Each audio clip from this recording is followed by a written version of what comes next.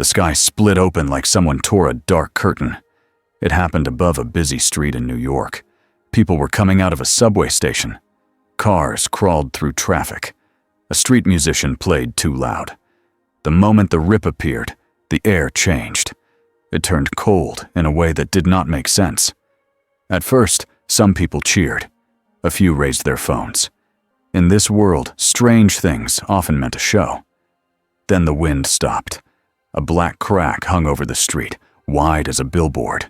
The edges of it curled and twitched like it was alive. Dust lifted from the ground and floated upward.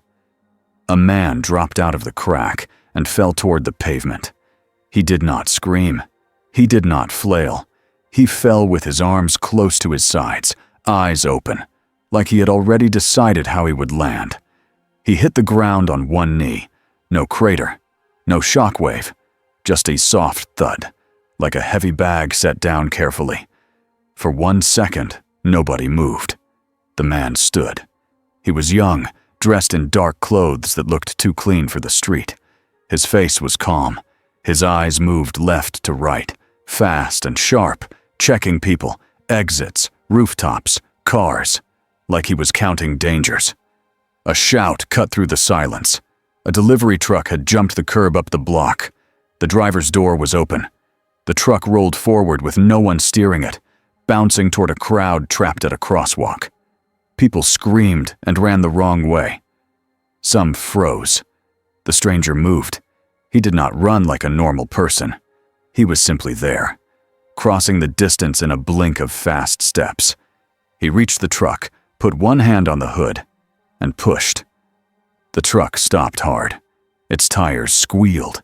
The metal groaned. The front end lifted a little, then dropped back down. The stranger did not slide. He did not brace like he was struggling. He looked bored, like this was a small task. He pulled the driver to safety with one arm, then turned and pointed to the nearest alley. "Go," he said. His voice was quiet, but people heard it anyway. "Move away." A woman with a stroller stared at him. The stranger stepped in front of the stroller like a wall, blocking a wave of panicked bodies that could have knocked it over. He did not shout.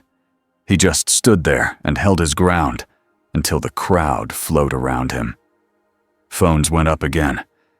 Then a second sound hit the street, low and sharp, like a jet too close. A shadow passed over the buildings. Homelander dropped from the sky and hovered above the street, cape hanging like a flag.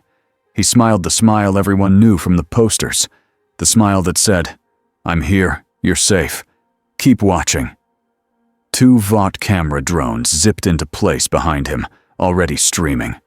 Homelander's eyes went straight to the stranger. Well, not exactly to the stranger, to the stranger's calm. Homelander landed in the middle of the street and spread his arms.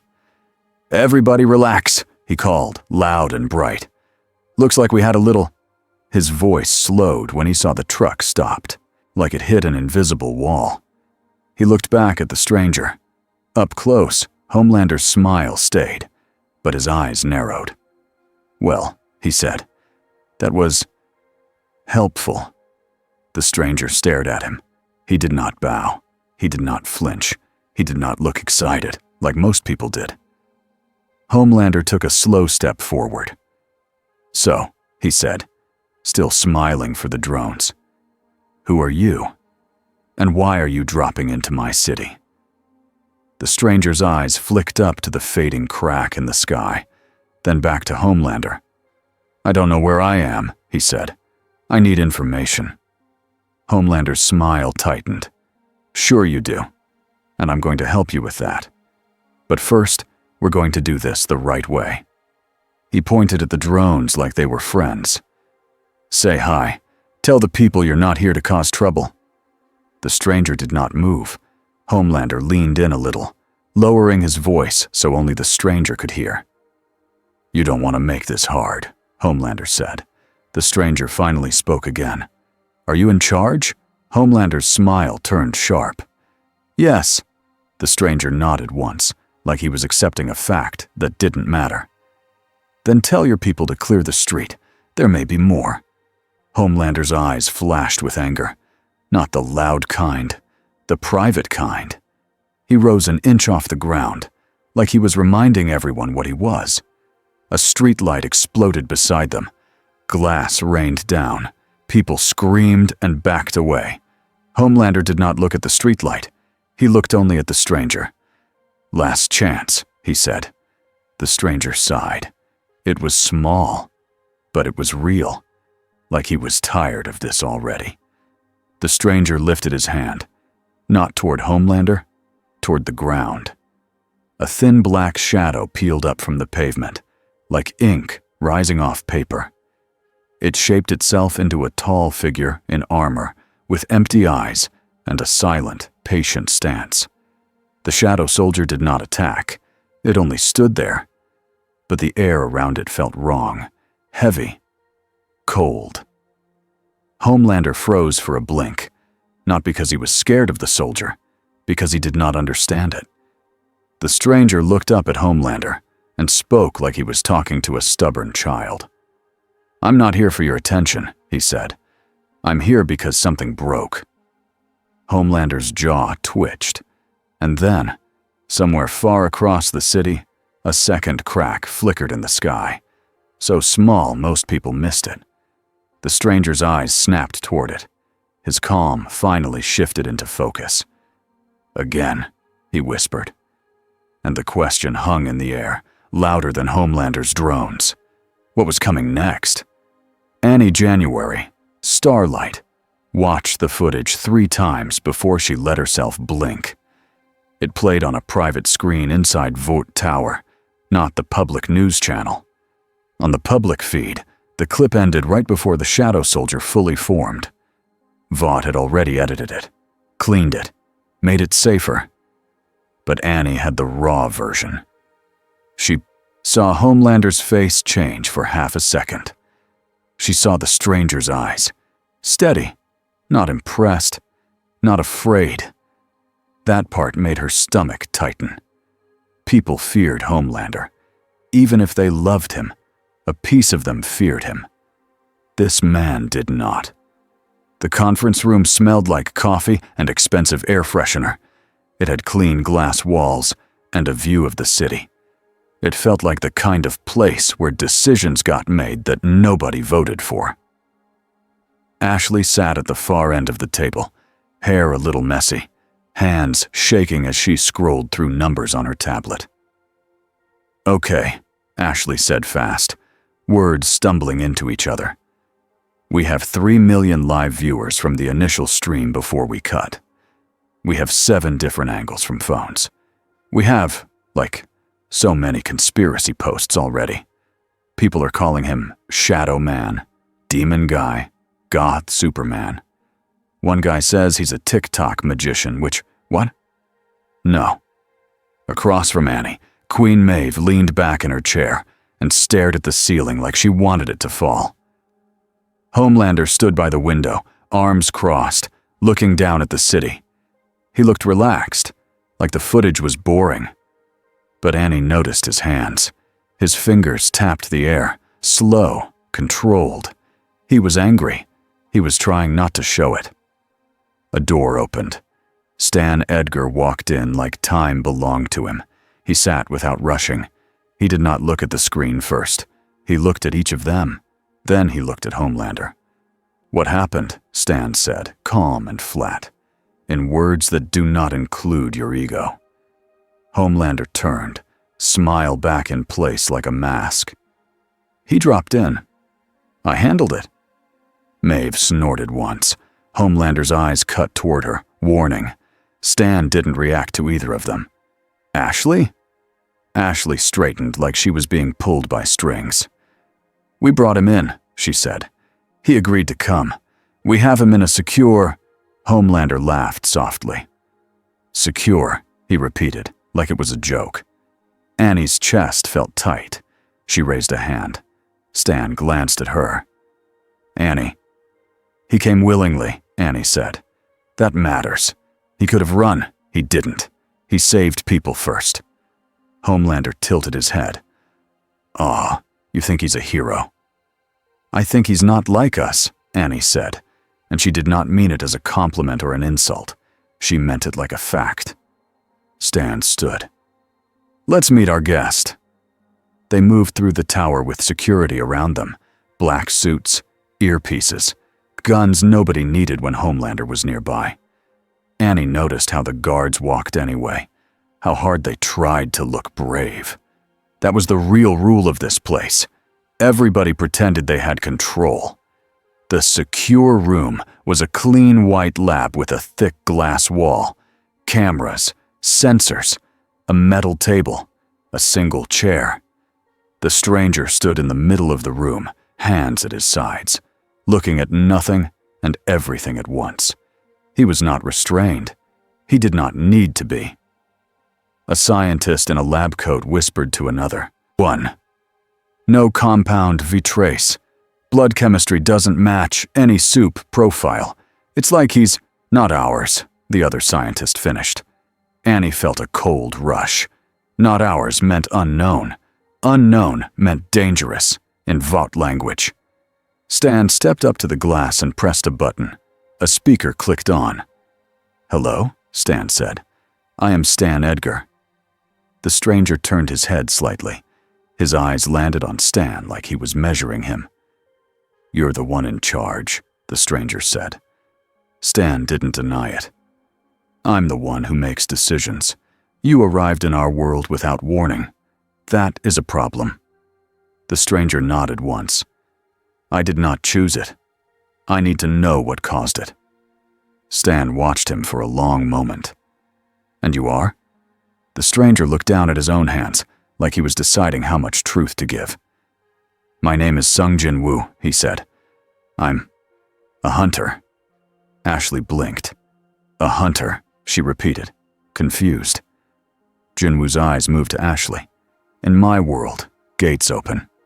Monsters come out. Hunters stop them. Maeve's posture shifted, just a little. She stopped pretending to be bored. Homelander stepped forward. Gates, he said, voice smooth. Monsters. Sure, sounds like a fun story. Jin-Woo looked at Homelander like he was looking at noise. It's not a story. Homelander's smile twitched. Annie spoke before Homelander could. If you're telling the truth, she said, why did you summon that thing? Jin-Woo's eyes softened a fraction. To show him I am not afraid, he said, and he meant Homelander. Annie swallowed. Stan pressed another button, and the lab door unlocked with a heavy click.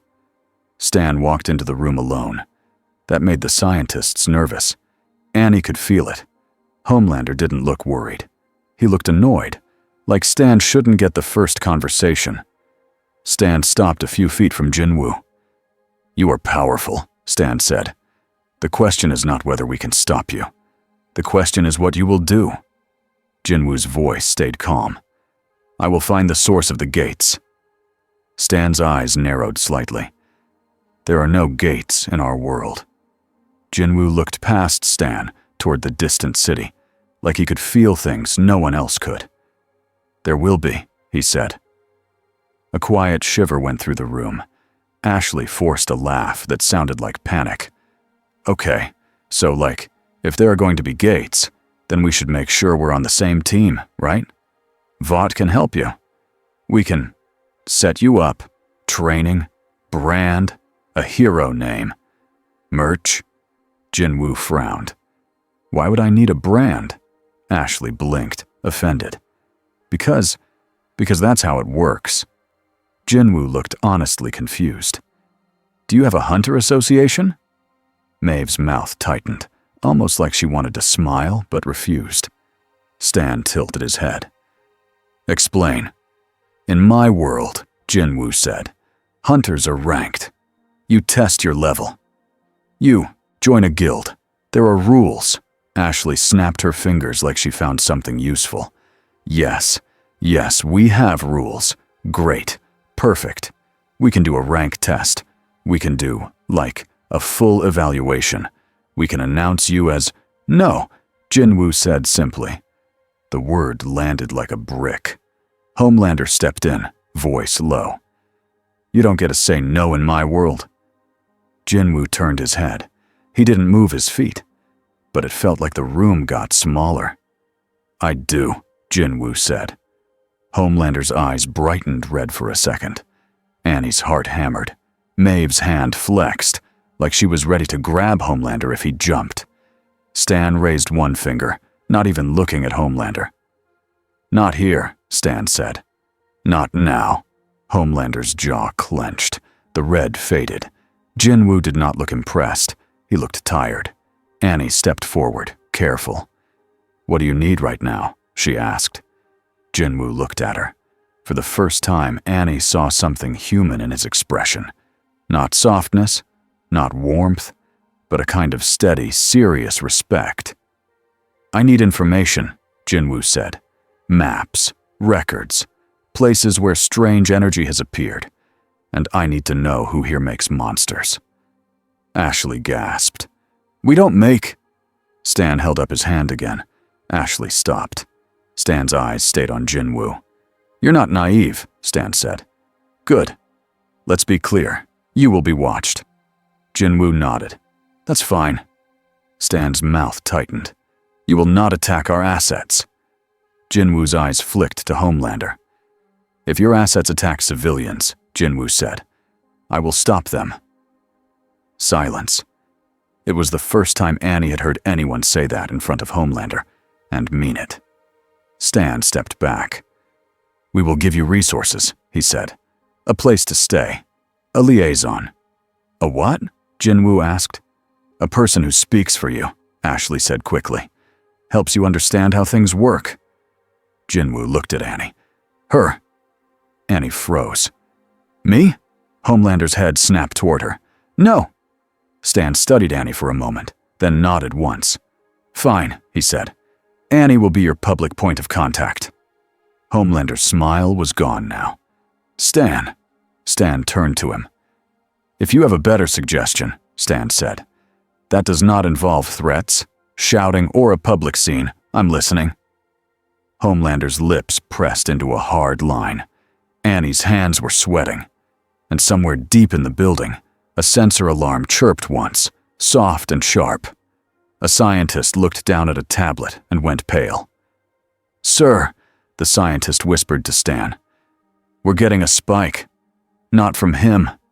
From somewhere else." Jin-Woo's head lifted instantly, like he heard a sound nobody else could.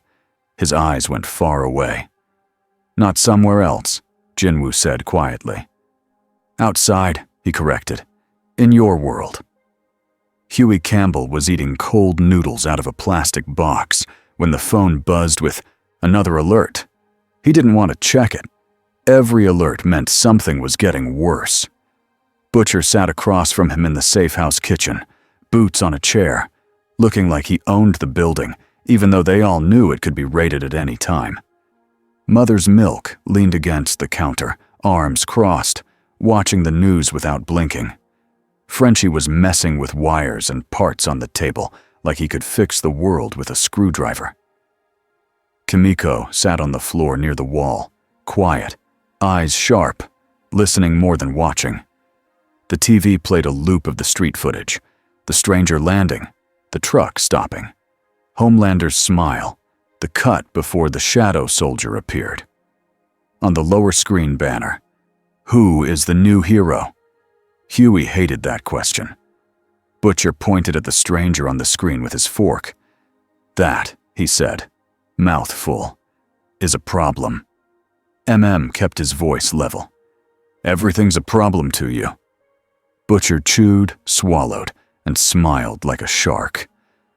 "This one's new. This one scares the capes." Huey glanced at his phone. Another clip had leaked. A blurry angle.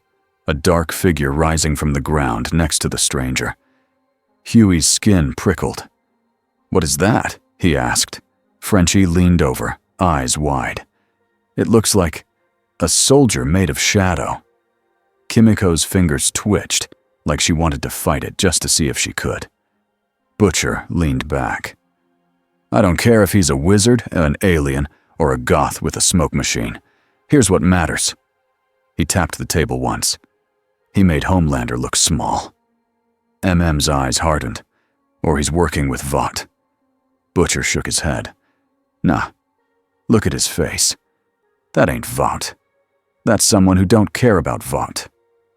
Huey swallowed. That could be good. Butcher stared at him. It could also be the end of us, he said. Because if a god shows up, everyone tries to use him. The TV audio shifted.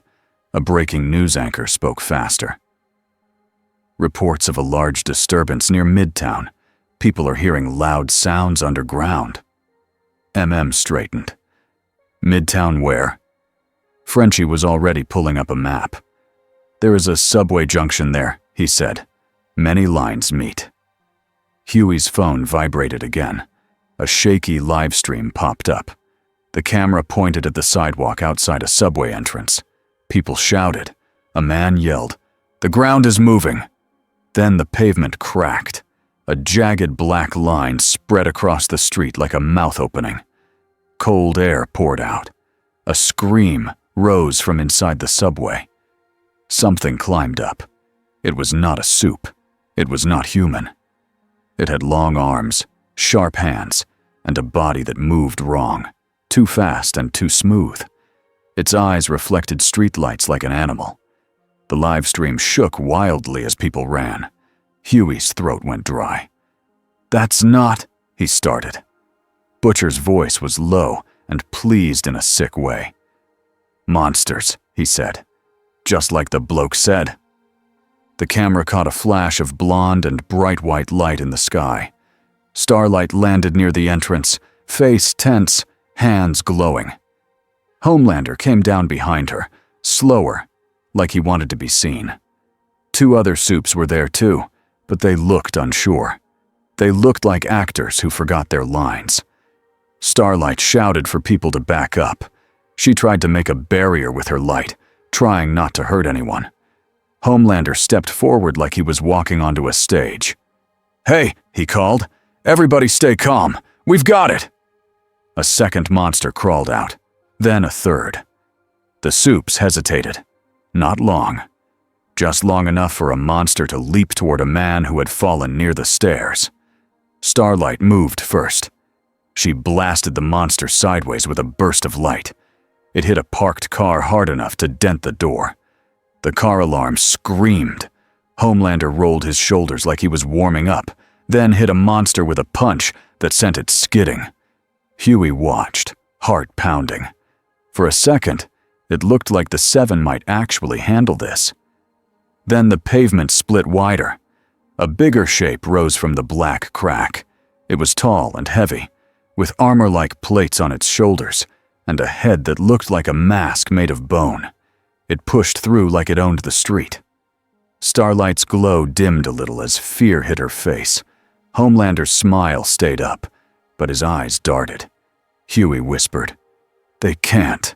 Butcher cut him off. "They'll try," he said, "and they'll mess it up."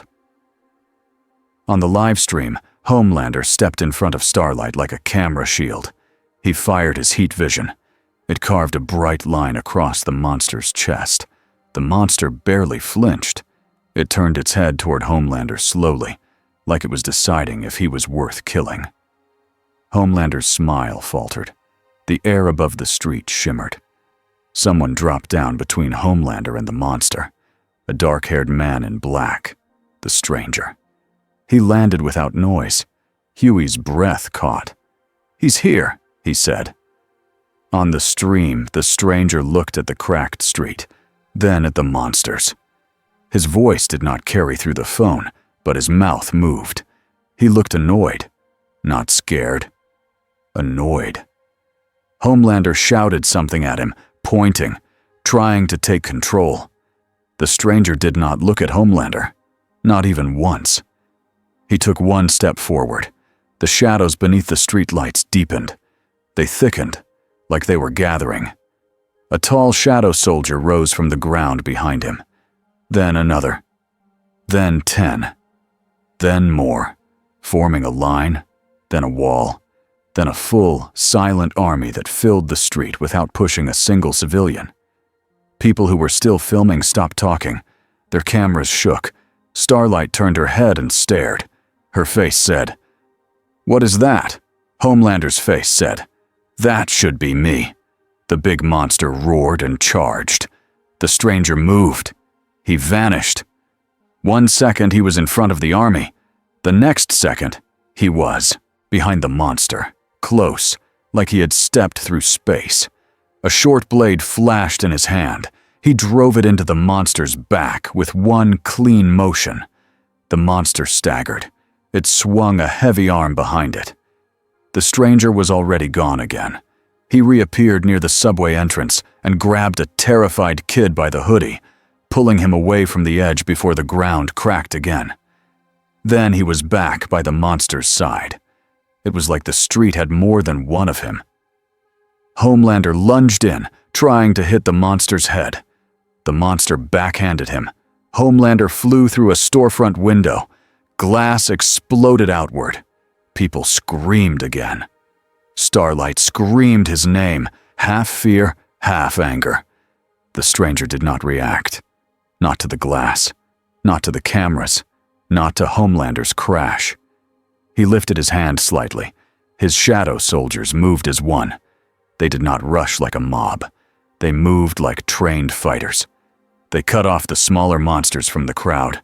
They pushed them back toward the crack. They formed a line so civilians could run. Huey watched, mouth open. "They're protecting people," he said. MM's voice was low. "They're doing what the Seven never do." On the live stream, the big monster tried to retreat toward the crack. The stranger stepped into its path. For the first time, he spoke loud enough for the phone mic to catch. "Stop," he said. The monster slammed down with both fists. The street buckled. Cars bounced. The stranger did not move. A shadow soldier took the hit instead, like it had jumped in front of him without being told.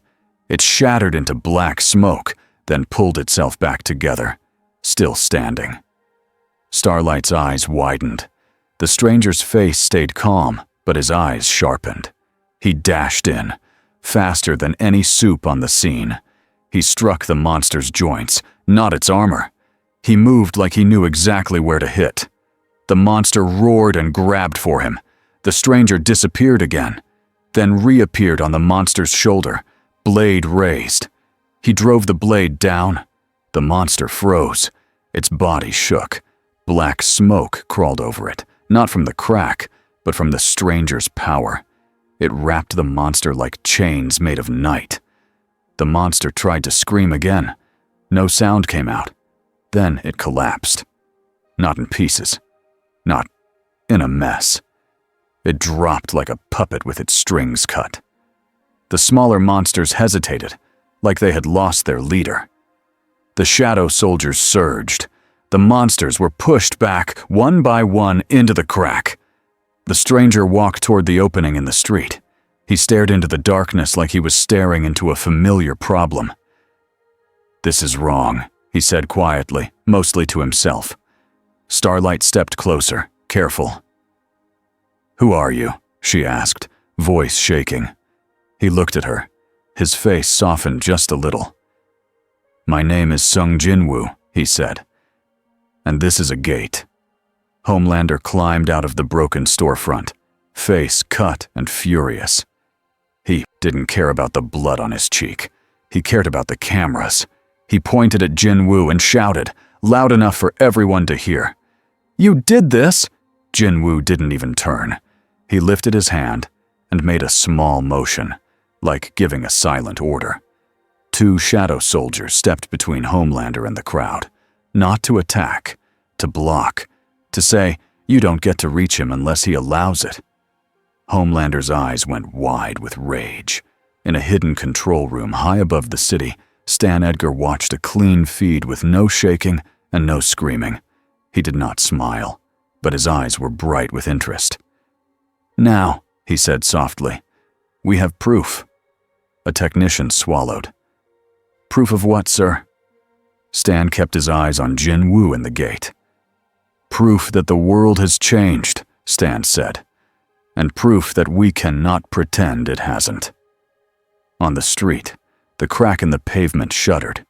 It did not close. Not all the way. Jin-Woo stared at it, and for the first time since he arrived, a true worry crossed his face, because he could feel it. Something on the other side had noticed him, and it had answered. The street was still shaking when the first news vans arrived. Sirens piled up from every direction. Police pushed crowds back. Vought security pushed harder. People argued with phones in their hands, shouting that it was their right to film. Sung Jin-Woo stood near the cracked pavement, staring down into the dark opening like it was a wound that refused to close. His shadow soldiers held a wide circle around the danger zone. They did not touch anyone. They did not threaten anyone. They just stood there, quiet and still, like a line of night that would not move. Starlight stood a few steps behind him, breathing hard. Her hand still glowed faintly. She kept looking from Jin-Woo to the crack to Homelander, like she was trying to keep track of 3 different storms at once. Homelander was a few storefronts away, dust on his cape, glass in his hair. His face had a thin red line across his cheek. It was already fading, but he kept touching it, like he needed proof it happened. He looked at the cameras, then he looked at Jin-Woo. "You did this," Homelander said again, louder. "You brought these things here." Jin-Woo finally turned his head. His voice stayed calm. "No." That was it. Just one word. Homelander's smile twitched, then snapped back into place. He raised his hands toward the crowd like a performer. "Listen," Homelander called.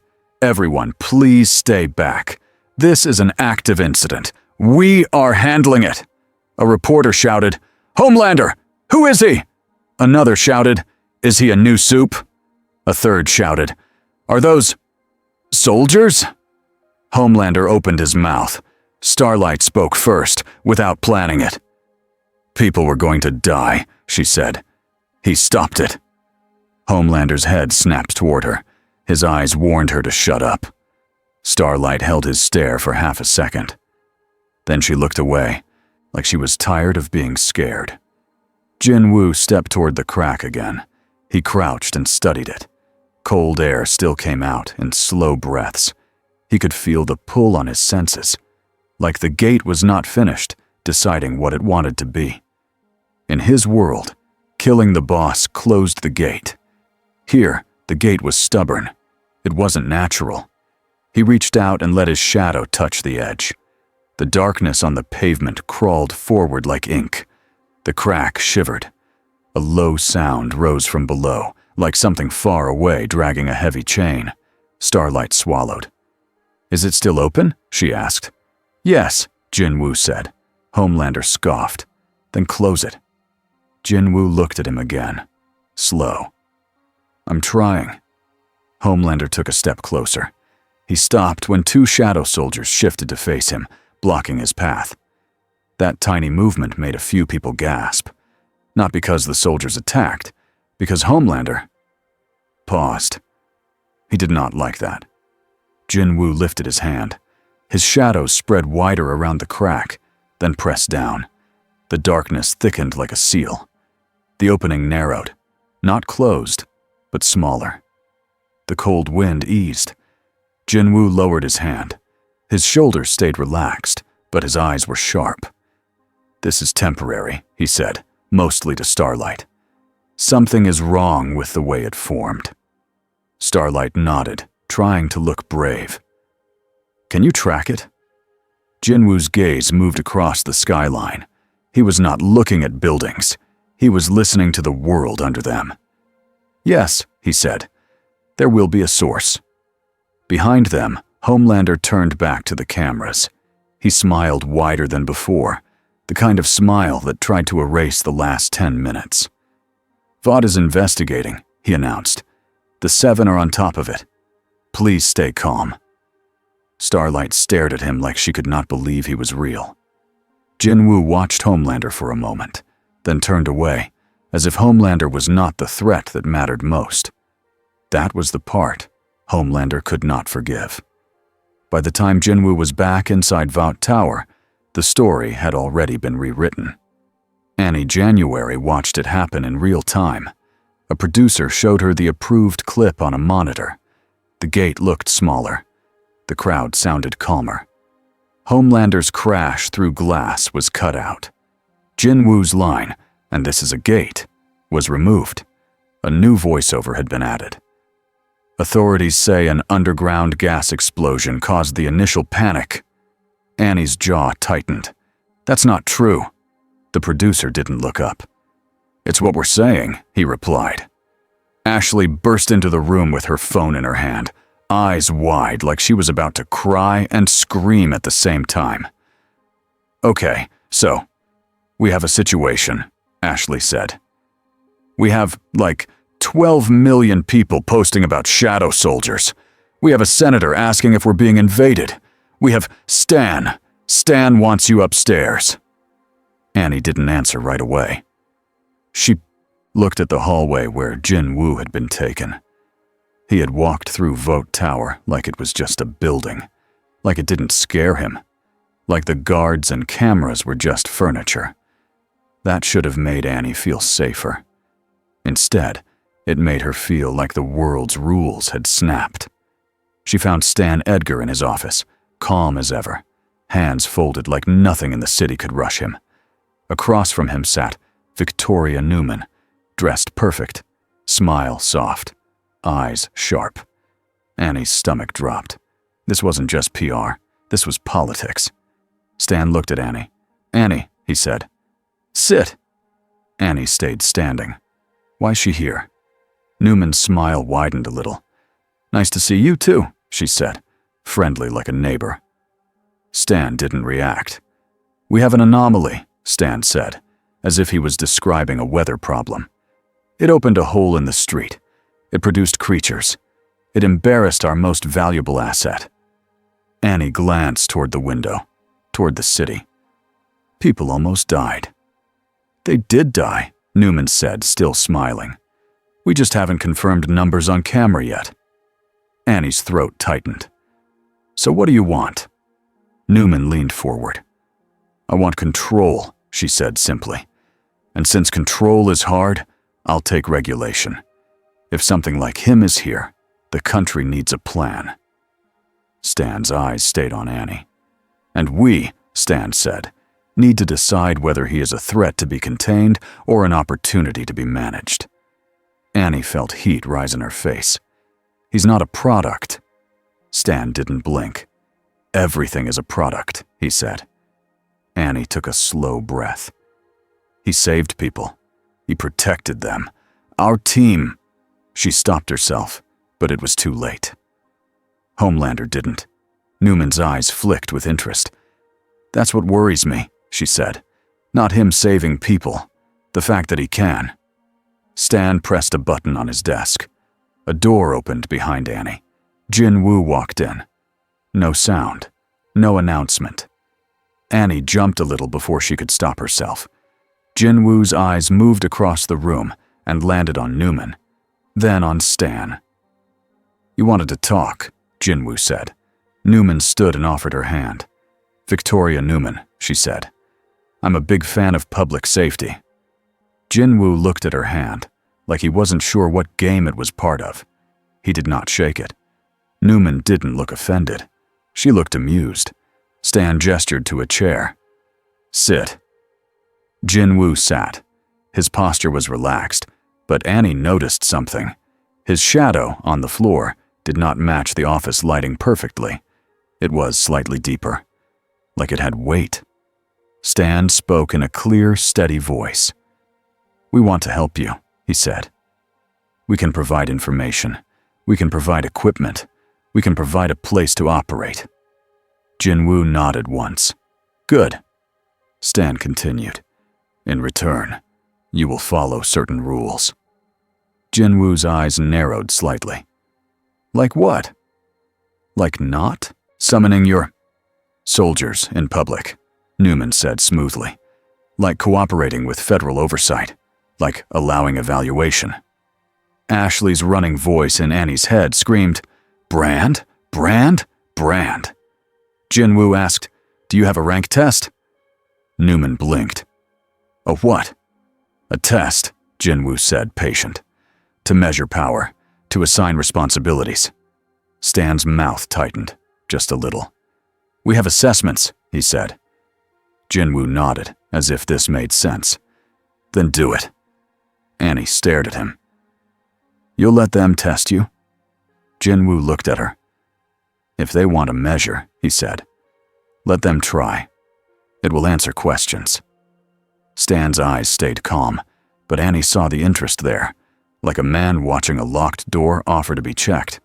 Newman smiled. "Excellent," she said. Jin-Woo added, "But I will not sign contracts." Stan's voice stayed even. "You don't know what you're refusing." "I do," Jin-Woo said. Newman tilted her head. "And what exactly are you?" Jin-Woo paused. He looked down for a moment, like he was deciding how much truth was useful. "I'm a hunter," he said again. "I close gates. I stop monsters." Newman's smile didn't reach her eyes. "And if we decide you are the monster?" The room went quiet. Annie felt her heartbeat in her ears. Jin-Woo looked at Newman. His voice stayed soft, but it cut clean. "Then you will try to stop me," he said, "and you will fail." Newman's smile finally slipped. Stan didn't look surprised. He looked like he was filing away a fact. Annie swallowed. "Jin-Woo," she said quietly, "maybe don't say it like that." Jin-Woo's eyes flicked to her. "It's true," he said. Stan leaned back. "We're not interested in a fight," he said. "We're interested in stability." Jin-Woo nodded. "Then stop lying," he said. Ashley made a small, choking sound from the corner, like she couldn't believe he said it out loud. Stan's voice stayed calm but colder. "You don't understand how the world works." Jin-Woo stood. "I understand enough," he said. "You control heroes. You control media. You control fear." Newman leaned back in her chair. "And you," she said, "control shadows." Jin-Woo didn't answer that. Instead, he looked at Annie. "You said you would help," he said. "I need access to records, places with unusual events, missing persons, underground incidents, anything that matches gate signs." Annie nodded slowly. "I can try." Stan watched her. "You will be supervised," he said. Annie didn't look away. "Fine." Jin-Woo turned toward the door. As he left, he added one more line, calm as ever. "If you open another gate," he said, "I will find you." Stan didn't speak. Newman smiled again, but it looked thinner now. "Interesting," she said softly, once Jin-Woo was gone. "He talks like he's already decided who the villains are." Stan's voice stayed flat. "Everyone decides that," he said. "The only difference is whether they have the power to enforce it." That night, Homelander stood alone in a private room high above the city. No cameras, no staff, no fans, just mirrors. He stared at himself for a long time. He touched the fading cut on his cheek again. It was gone now, but he remembered the sting. He remembered the crowd's gasp when he went through the glass. He remembered Starlight's voice saying the stranger saved people. He remembered the shadow soldiers stepping in front of him, blocking him, like he was not important. Homelander's lips pulled back in a smile that wasn't happy. He turned toward the window and looked down at the city. He could hear heartbeats. He could hear people talking blocks away. He could find the stranger if he wanted. Right now. He could drop from the sky and tear him apart. But he didn't move, because the stranger was not acting like a soup. Soups wanted attention. Soups wanted love. Soups wanted fear. This man wanted none of it. That made him harder to hurt. Homelander's eyes narrowed. If he couldn't hurt the man directly, he would hurt the things around him. He would find what the man cared about. And if the man cared about nothing? Homelander's smile widened again. Then he would make him care. Huey didn't sleep much after the gate incident. His brain kept replaying the live stream. Monsters climbing out, people screaming, Homelander flying through glass, and the stranger moving like the world's fastest ghost. He kept thinking one thought over and over. If that guy is real, the world can change. Butcher didn't talk about change. Butcher talked about leverage. They sat in the safe house living room with the lights low. MM watched the window like he expected trouble. Frenchie worked on a small device that looked like it could be a bomb or a toy. Kimiko sat close enough to hear everything. Butcher spoke like he was making a grocery list. "We need a meeting." MM shook his head. "No. We do not walk up to a walking nuclear event and say hello." Butcher smiled. "That's why we send the kid." Huey's stomach dropped. "Me?" Butcher pointed at him. "You're the friendly face. You're the one who looks like you won't stab someone in the back." Huey stared. "I won't." Butcher shrugged. "Exactly. That's why it'll work." MM's voice was hard. "This is insane." Frenchie looked up. "It is not insane," he said slowly. "It is dangerous. There is a difference." Kimiko made a small sound, like a warning. Huey rubbed his face. "How would I even find him?" Butcher tapped the table. "He'll find monsters," he said. "We find monsters. We follow the trail. Easy." Huey didn't feel like that was easy. But a part of him, the part that still wanted to believe in real heroes, leaned forward anyway. "Okay," Huey said, voice shaking. "Okay. But I'm not going in blind." Butcher's grin widened. "That's my boy." 2 days passed. The gate in Midtown was sealed, according to Vought News. It wasn't sealed. Vought had poured concrete over the crack and put up a big fence with guards and signs. Jin-Woo stood across the street at midnight, watching from the shadow of a parking garage. The fence didn't matter. The concrete didn't matter. He could still feel the residue under it, like a wound covered with a bandage. Annie stood beside him, hood up, trying not to look like Starlight. She kept glancing around like she expected someone to shout her name. "You don't have to be here," Jin-Woo said.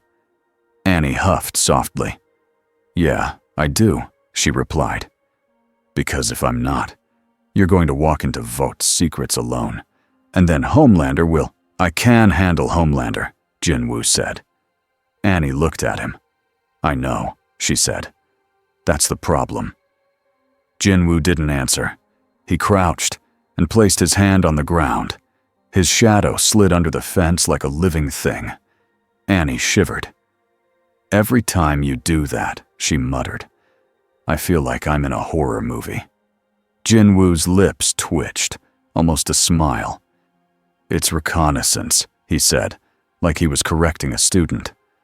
His shadow moved under the concrete, searching. Then Jin-Woo's eyes narrowed. "This is not random," he said. Annie leaned closer. "What?"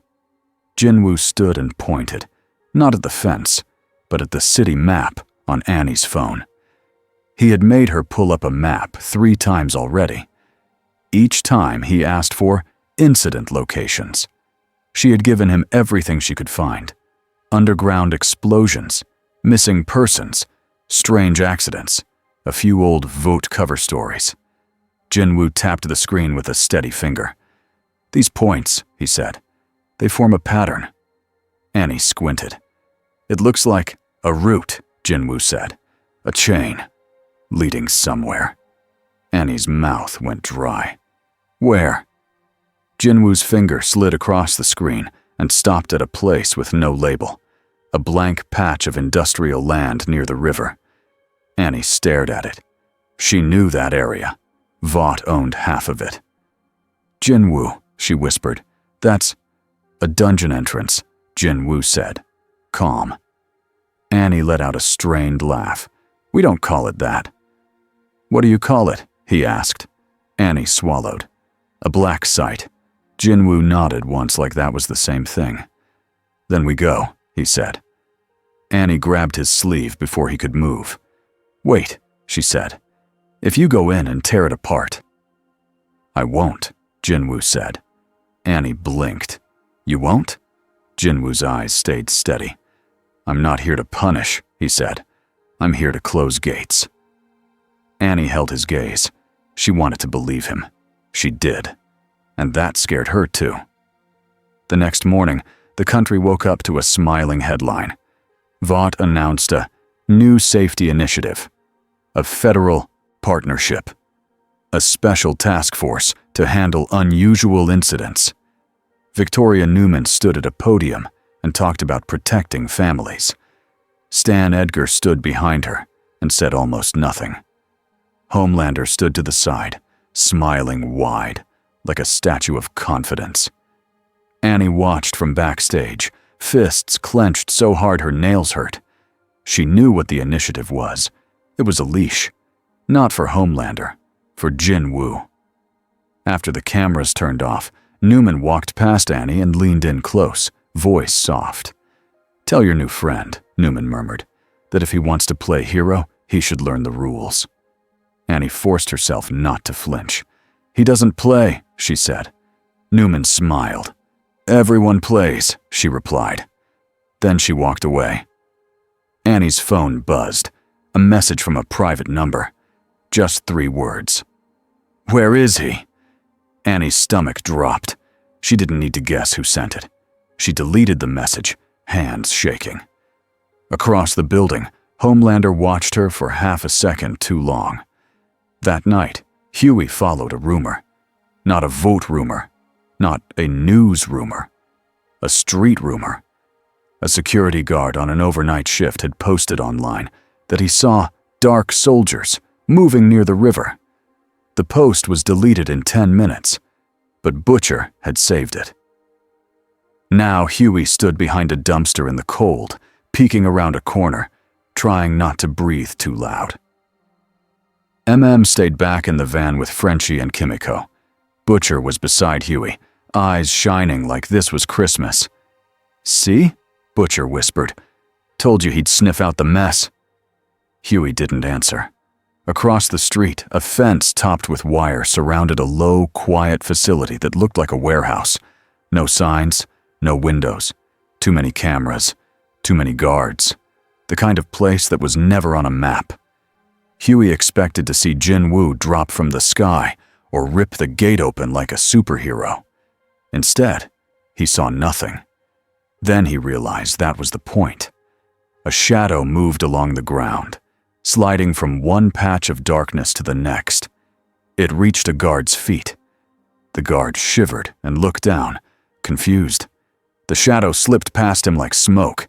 Huey's skin prickled. "Do you see that?" he whispered. Butcher's grin widened. "Oh, I see it." A second later, a back door on the fence clicked open. Not blasted, not broken. Opened, like someone had the key. But nobody had touched it. Huey's mouth went dry. "He's inside," Huey whispered. Butcher leaned close. "Then we go too," he said. Huey stared at him. "Are you crazy?" Butcher's voice was calm, almost gentle. "Yes," he said. "Now move." Inside the facility, Jin-Woo moved without sound. He was used to dungeons. He was used to traps and hidden rooms and things that looked safe until they weren't. This place wasn't a dungeon in stone. It was a dungeon in steel and glass. His shadow soldiers spread out like a silent web. One went down a hall. One moved along the ceiling.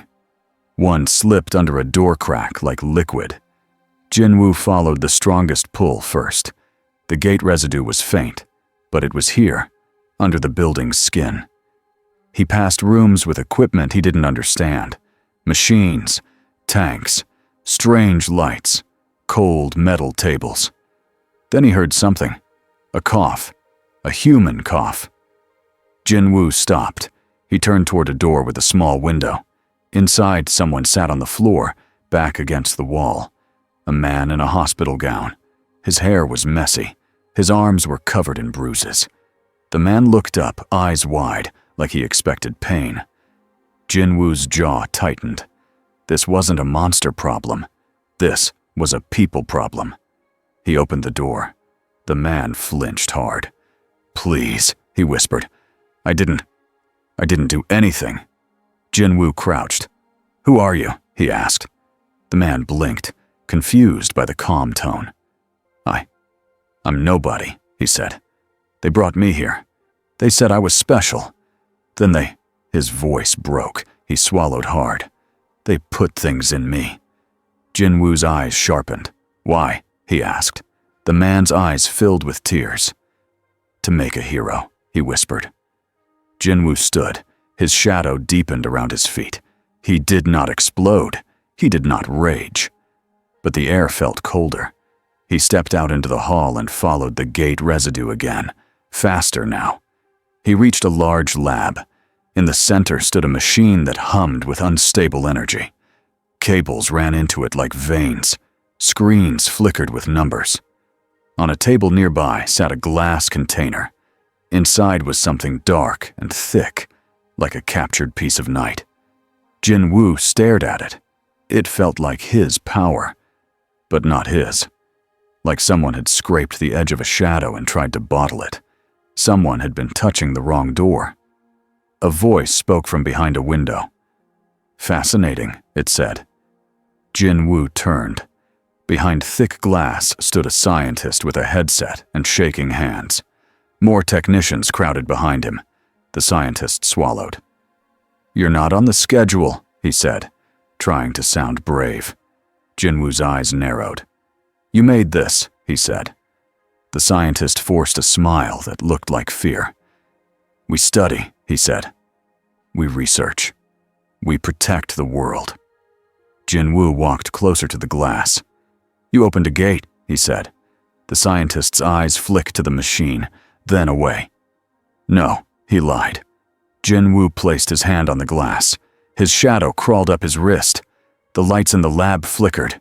The machine's hum spiked. Technicians shouted. Someone yelled, "Power surge!" The scientist's smile vanished.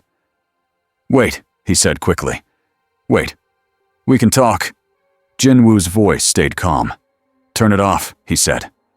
The scientist shouted into his headset, "Shut it down! Shut it down!" A technician hit switches. The machine stuttered. Then, like a wounded animal, it screamed. The glass container cracked. The dark substance inside pulsed, and the floor under the machine split open with a sound like the world tearing paper. Cold air rushed out. A new gate opened, right there, inside the facility. Jin-Woo's eyes widened for the first time. "That's it," he whispered, not in awe, but in anger. "You did it again." The crack widened fast. A clawed hand reached up. Then another. Jin-Woo stepped back and lifted his hand. Shadows rose like a tide. His soldiers formed a wall between the gate and the nearest hallway. Technicians screamed and ran. The scientist slapped the glass with both hands. "Stop it!" he shouted. "We didn't mean—" Jin-Woo didn't look at him. He looked into the gate, and he felt it. A presence. Not the monsters. Not the cold. Something aware. Something that recognized him. Like someone on the other side had been waiting for his scent. Jin-Woo's voice dropped lower. "So you heard me," he murmured. The gate answered by opening wider. Huey slipped into the facility behind Butcher and regretted it instantly. The inside smelled like bleach and metal. Too clean. They moved along a hallway, guided by Frenchie's little device that beeped softly when it sensed strange energy.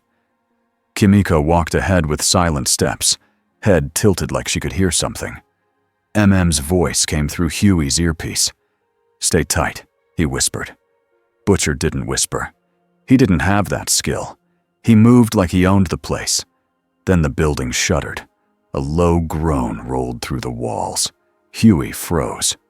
"What was that?" Frenchie's device beeped louder. "Oh no," Frenchie whispered. "It is happening again."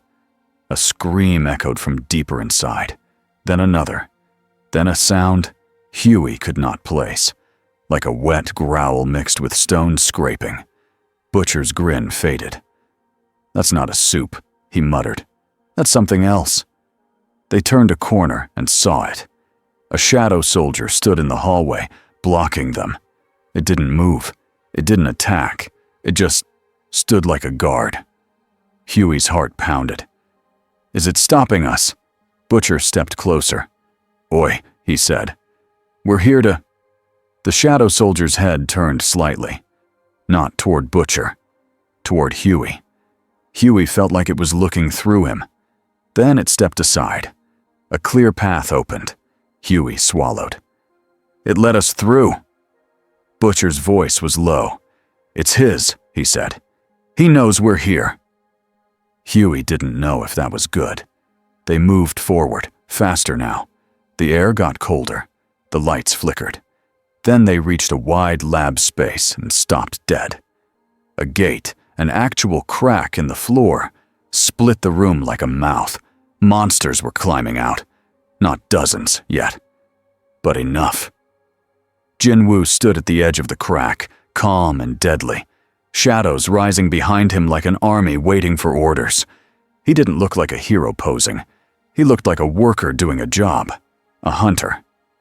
Butcher took one step forward. "Oi!" he shouted. "Shadow bloke!" Jin-Woo's head turned slowly. His eyes landed on Butcher, then on Huey, then on Kimiko. He didn't look surprised. He looked like he had already noticed them minutes ago. "Leave," Jin-Woo said. Butcher scoffed. "Not a chance. We want to chat." A monster leapt at them from the side. Kimiko moved first, fast and violent, slamming it into the wall with a strike that made the tiles crack. It hissed and tried to bite. Kimiko grabbed its head and forced it down. She didn't kill it with show. She ended it with brute force, then stepped back, breathing hard. Jin-Woo watched her for a second. His expression shifted slightly.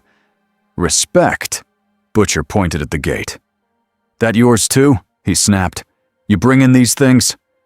Jin-Woo's voice stayed flat. "No," he said. "They did." He glanced toward the glass window where the scientist had been.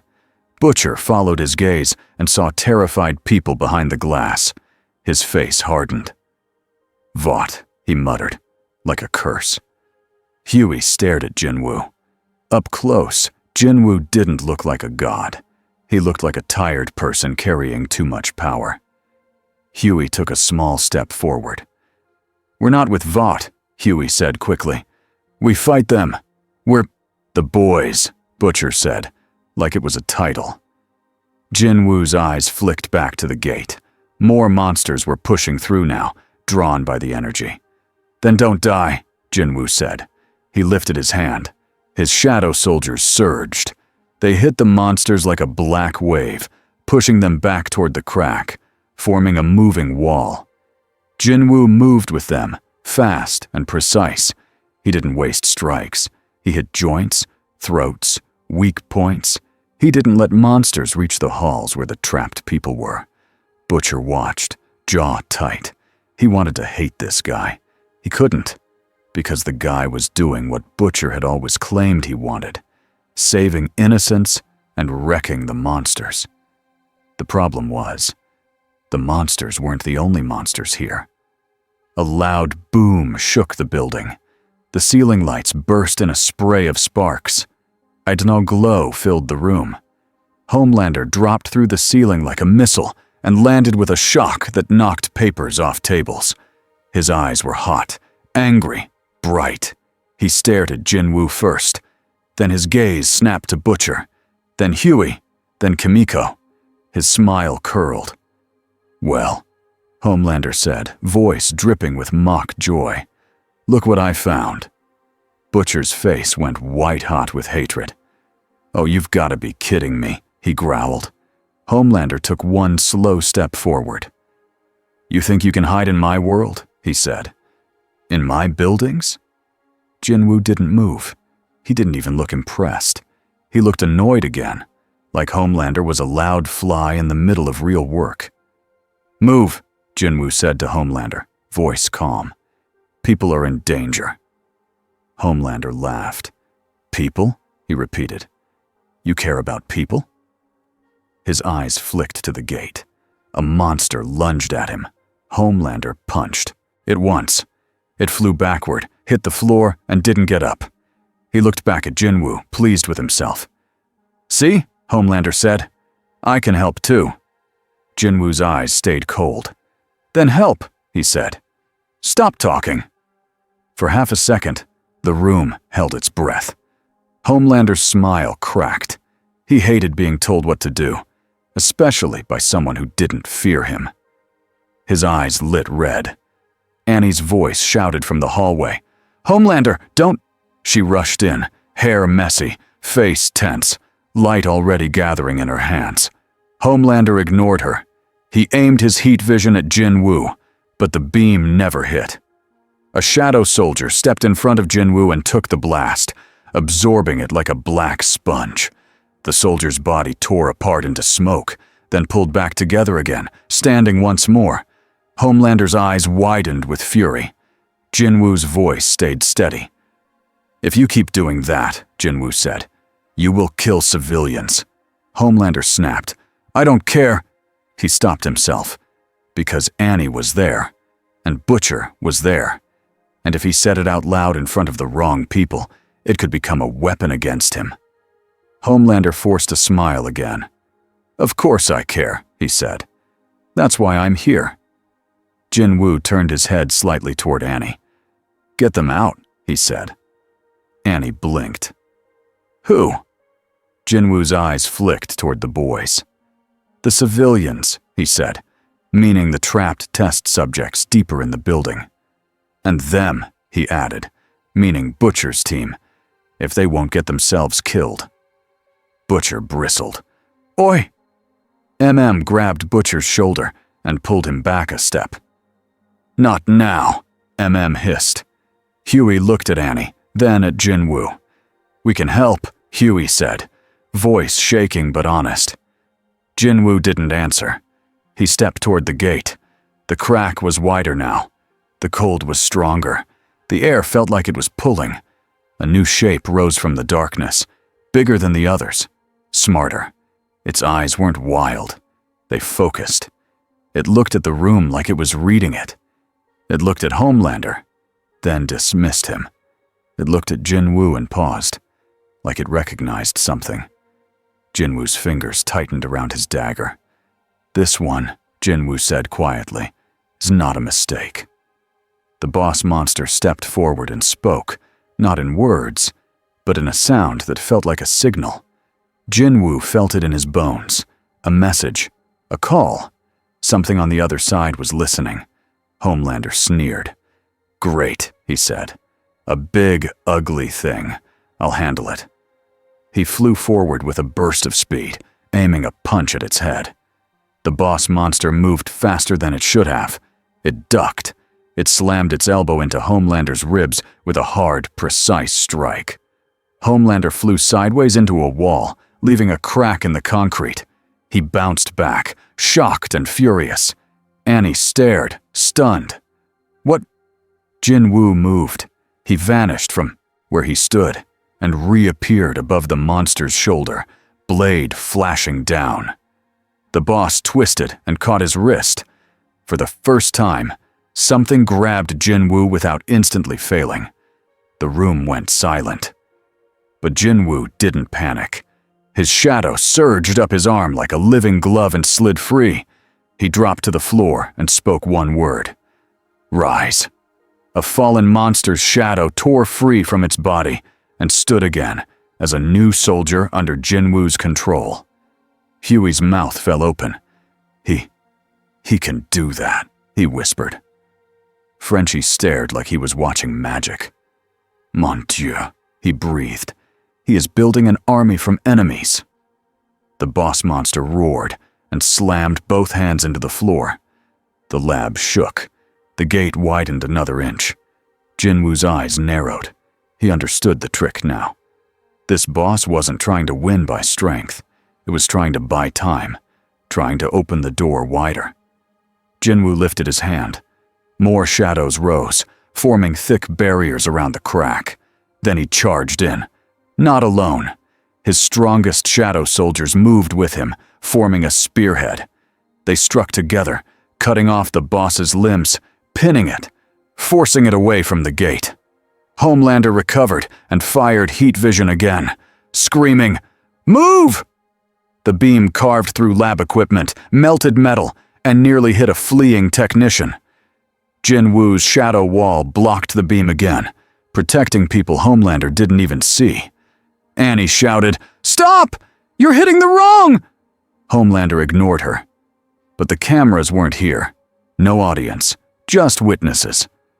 Butcher watched Homelander with a cold smile. "There it is," he muttered. "The real him." Grabbed Huey.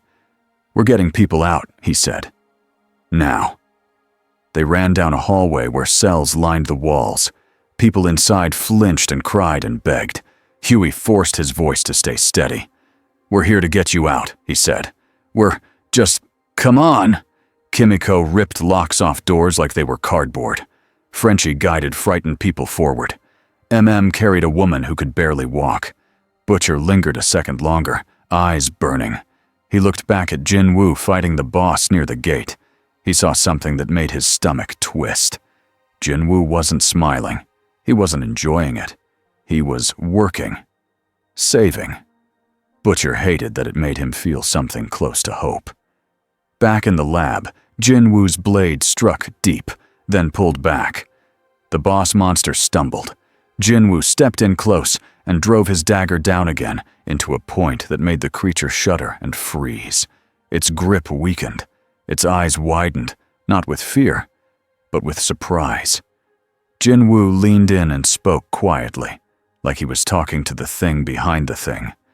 "Tell them," Jin-Woo murmured, "this world is not free." The boss collapsed. The gate trembled. For a second, it looked like it might close. Then it held. Still stubborn. Still wrong. Jin-Woo turned his head toward the machine that started all this. It sparked and screamed and tried to surge again. He moved to it in a blink and grabbed the main power line. He ripped it out. The machine died with a final shudder. The gate began to narrow. Slowly. Like a jaw trying to close. Jin-Woo lifted his hand and pressed his shadows down again, sealing it tighter. The crack shrank. The cold eased. The monsters that remained were cut down or pushed back by shadows. At last, the gate narrowed to a thin line. Not gone, but quiet. Jin-Woo lowered his hand. Annie stood nearby, chest heaving, staring at him like she didn't know whether to thank him or fear him. Homelander hovered above, eyes wild with rage. He looked like he wanted to kill everyone in the room. But then he heard distant footsteps, guards coming, staff coming, witnesses. He forced his face into a smile again. He dropped to the floor and pointed at Jin-Woo like he was making an announcement. "See?" Homelander said loudly. "Together. Teamwork." Jin-Woo didn't even look at him. He looked at the sealed crack and felt the truth like a stone in his chest. This wasn't over. It never was. He could feel it now, clearer than before. Something on the other side had noticed Earth, and it had learned a new name. Shadow Monarch. Outside, survivors spilled into the cold night, wrapped in stolen blankets, guided into buses and vans. Vought security tried to control the scene.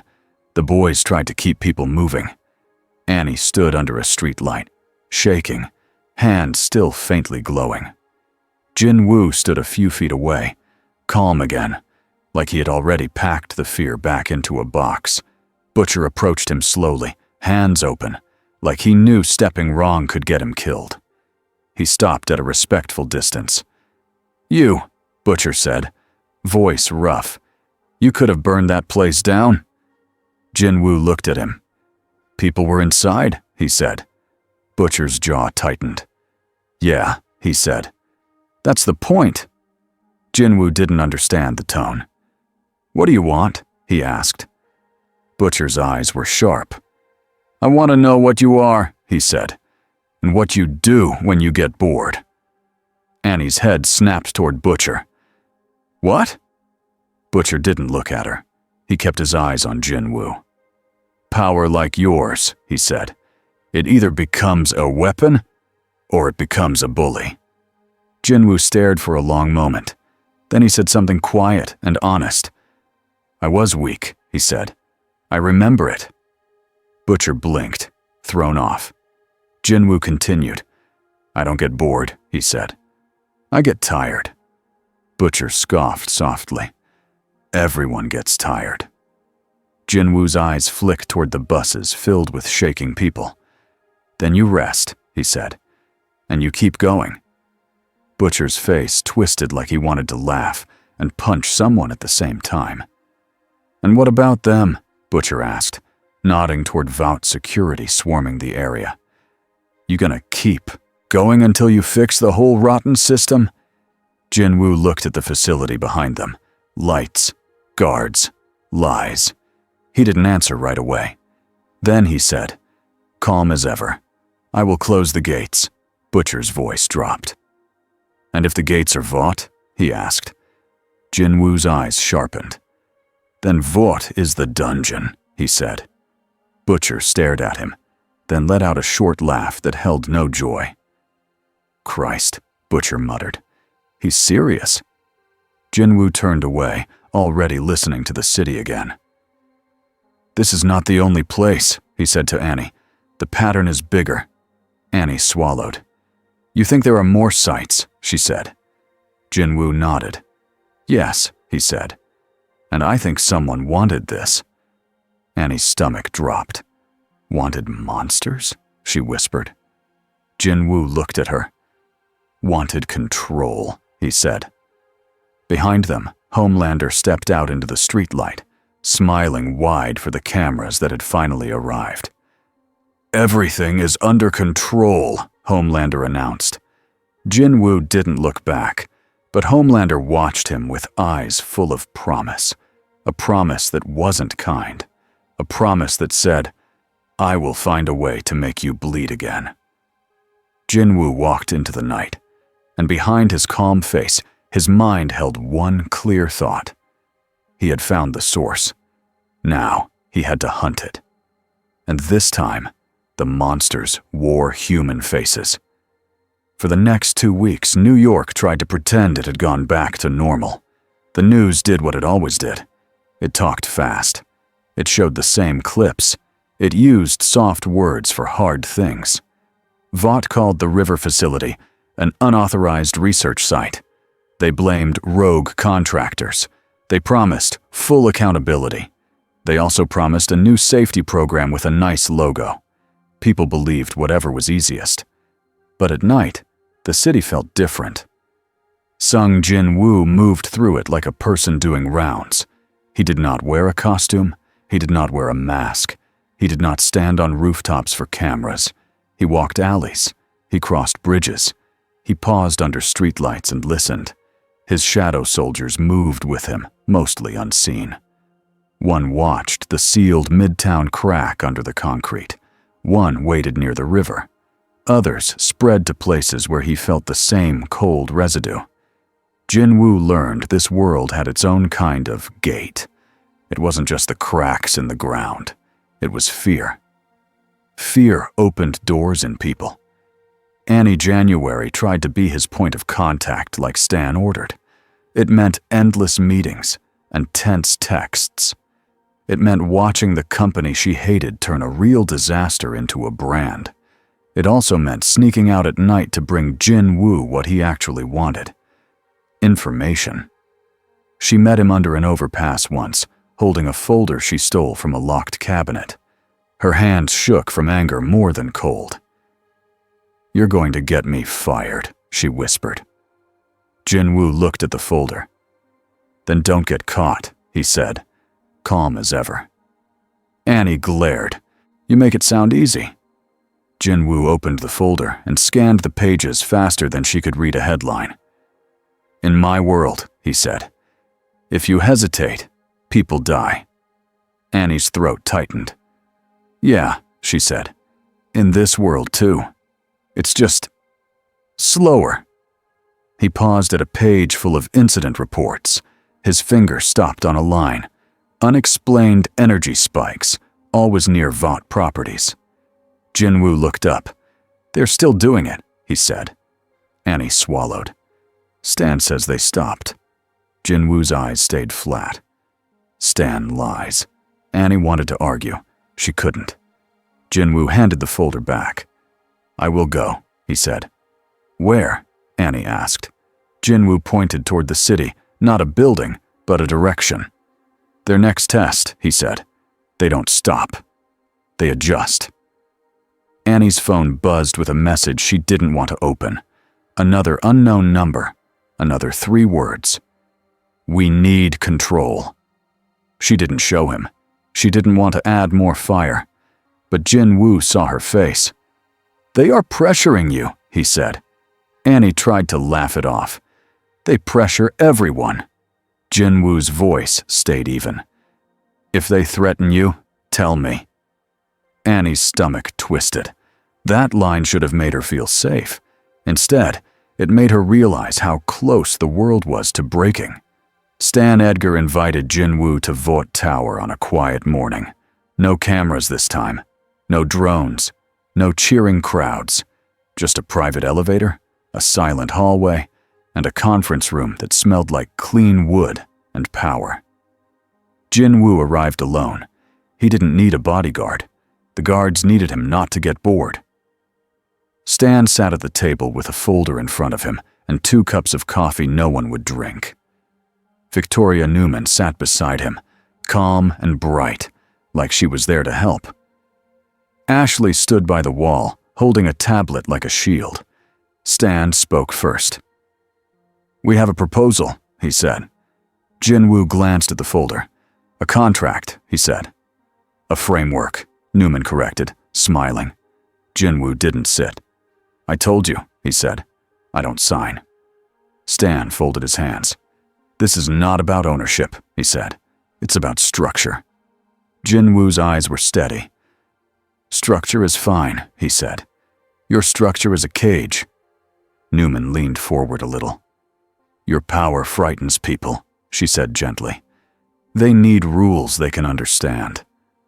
Jin-Woo's voice stayed calm. "Then teach them truth," he said. "Not fear." Newman's smile stayed. "Truth without control becomes chaos," she said. Jin-Woo looked at her like he was looking at a locked door. "You want control," he said. "Not safety." Ashley cleared her throat too loud. "We can give you a hero name," she blurted, desperate. "Something strong but friendly. Shadow Sentinel? Night-Night? Dark?" Jin-Woo frowned. "Why do I need a name?" he asked. Ashley's eyes went wide, like she couldn't believe she had to explain air.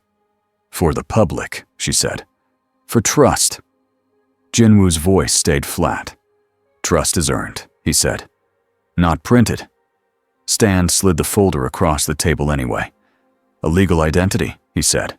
"A license, a department, a budget, a dedicated response team." Jin-Woo finally stepped closer. He opened the folder and flipped through it. He read the whole thing in seconds. Then he closed it. "You want a hunter division," Jin-Woo said. Stan nodded once. "Yes." Jin-Woo tilted his head. "Do you have a rank test?" he asked. Ashley's face lit up like she found a lifeline. "Yes, we can do that. We already started a—" Jin-Woo cut her off with a calm look. "Not your test," he said. "A real one." Newman's smile tightened. "And what is a real one?" she asked. Jin-Woo's eyes didn't move. "One that measures responsibility," he said. Stan's voice stayed even. "Responsibility is enforced by institutions," he said. Jin-Woo nodded slowly. "Then your institutions are broken," he said. Newman leaned back, still polite. "You act like you know our world," she said. "I don't," Jin-Woo replied. "But I know monsters. And I know people who excuse monsters." The room went still. Stan's eyes sharpened.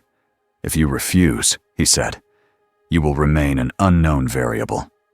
Jin-Woo's voice stayed soft. "Good," he said. Unknown means you can't own me. Newman's smile returned, colder. And if the government decides you are a threat? She asked. Jin-Woo looked at her for a long moment. Then you will do what you always do, he said. You will aim at civilians to force my hand. Ashley gasped quietly, like she couldn't believe he said the quiet part out loud. Stan didn't blink. We aim at stability, he said. Jin-Woo turned toward the door. Stability built on lies will fall, he said. He paused once, hand on the handle. If another gate opens, he added, call me. Not your cameras. Then he left. Newman watched the door, still smiling. Interesting, she murmured. He won't take the leash. Stan's voice stayed flat. Then we find another way to hold him, he said. Homelander found his another way faster than anyone else. He didn't want laws. He didn't want contracts. He didn't want meetings. He wanted the old rule back. Everyone looks up. Everyone is afraid. Everyone smiles. He started with Annie. He didn't show up like a storm. He showed up like a friend. He appeared beside her in a hallway after a shoot, quiet enough that her bodyguards didn't notice until he was already there. Hey, he said brightly. Annie froze. What do you want? She asked. Homelander smiled. Just checking on you, he said. You've been busy. You've been helpful. Annie's throat went dry. I'm doing my job, she said. Homelander leaned in, voice soft. Your job is us, he whispered. Not him. Annie forced herself to breathe. He saved people, she said. Homelander's smile twitched. So do I, he said. Annie looked at him. Not like that, she said. Homelander's eyes hardened for a blink. Then the smile returned, brighter. Careful, he said, like a warning wrapped in sugar. Annie stepped back. Don't threaten me, she said. Homelander's head tilted. Threaten? He repeated, offended. No, I'm just letting you know how fragile things are. His eyes flicked to a framed photo on the wall nearby, a Vought charity picture with Annie and a group of kids at a hospital.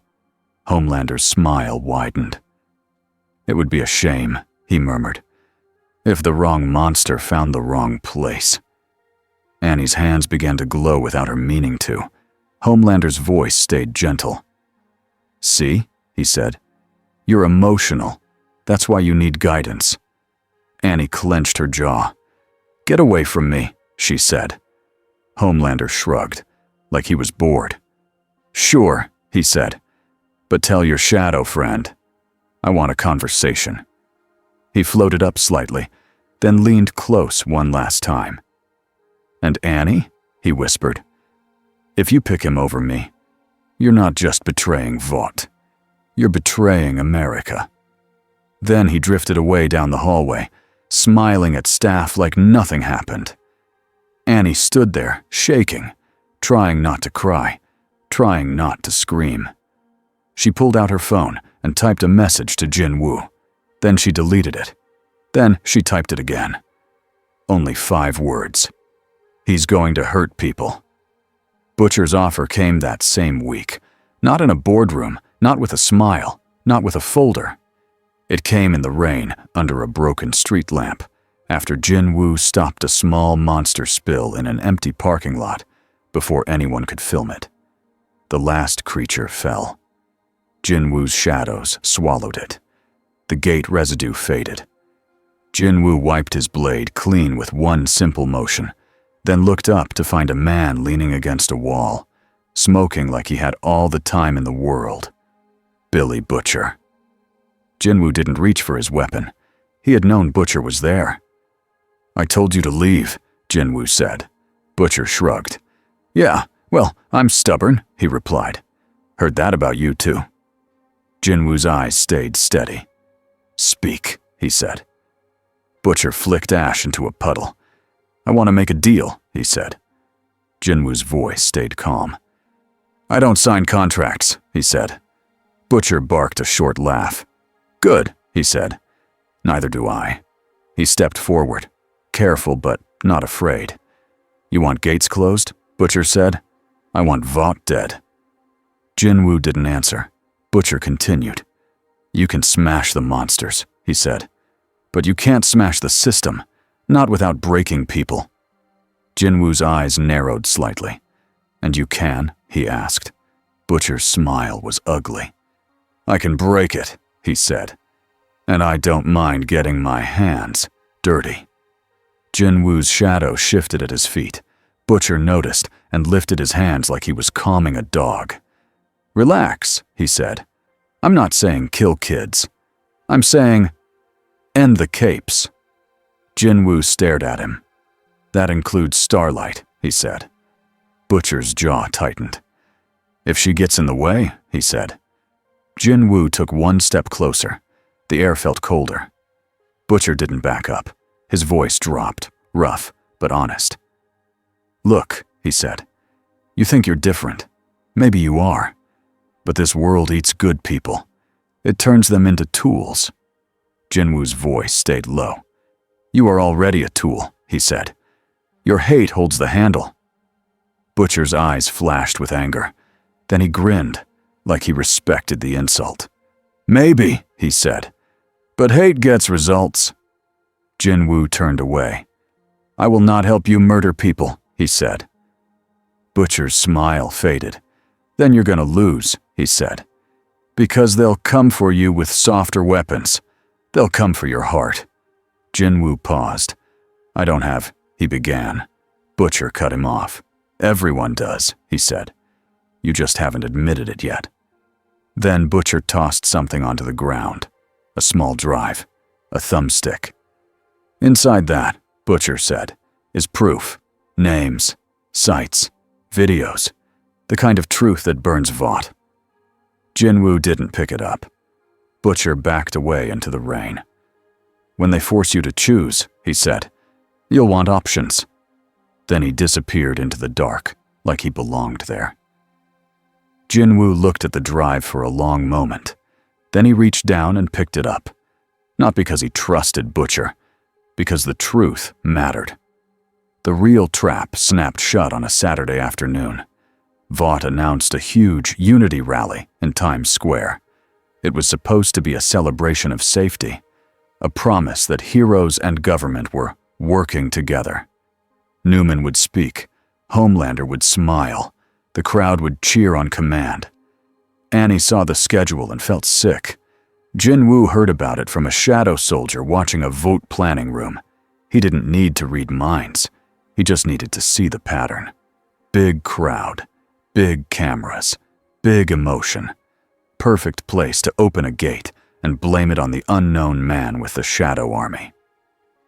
Annie met Jin-Woo on a rooftop overlooking the city the night before the rally. Her voice shook. "They're going to set you up," she said. Jin-Woo's eyes stayed calm. "Yes," he said.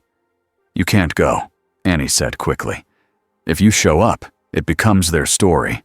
They'll say you attacked." "If I don't go," Jin-Woo said, "people die." Annie swallowed hard. She hated him for being right, even though she didn't mean to. Jin-Woo looked out over the lights. "They want me to fight in front of cameras," he said, "so they can decide what I am." Annie wiped her eyes fast. "Then what do you do?" she asked. Jin-Woo's voice stayed simple. "I save people," he said. Annie let out a broken laugh. "You're impossible," she whispered. Jin-Woo glanced at her. "You're still here," he said. "That means you are too." Below them, the city hummed. Somewhere far away, a faint, cold tug pulled at Jin-Woo's senses. The gates were listening again, and he could feel something else now, faint but clear. A presence behind the gates, waiting, watching. Times Square was packed the next day. Flags, music, big screens, smiling hosts, shouting lines like they were selling soda. Homelander hovered above the stage like a perfect statue. Newman stood at the podium. Stan Edgar watched from a secure platform behind glass. Annie stood off to the side, forced into position, stomach twisting with every second. She scanned the crowd and saw families, Kids on shoulders, tourists with snacks, people who had no idea they were standing on a trap. Homelander raised a hand, and the crowd roared. Annie hated how easy it was. Newman leaned into the microphone. "Today we stand together," she said.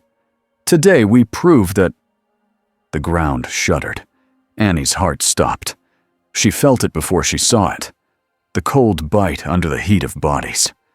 A crack opened near the center of the crowd, splitting through the pavement between people's feet.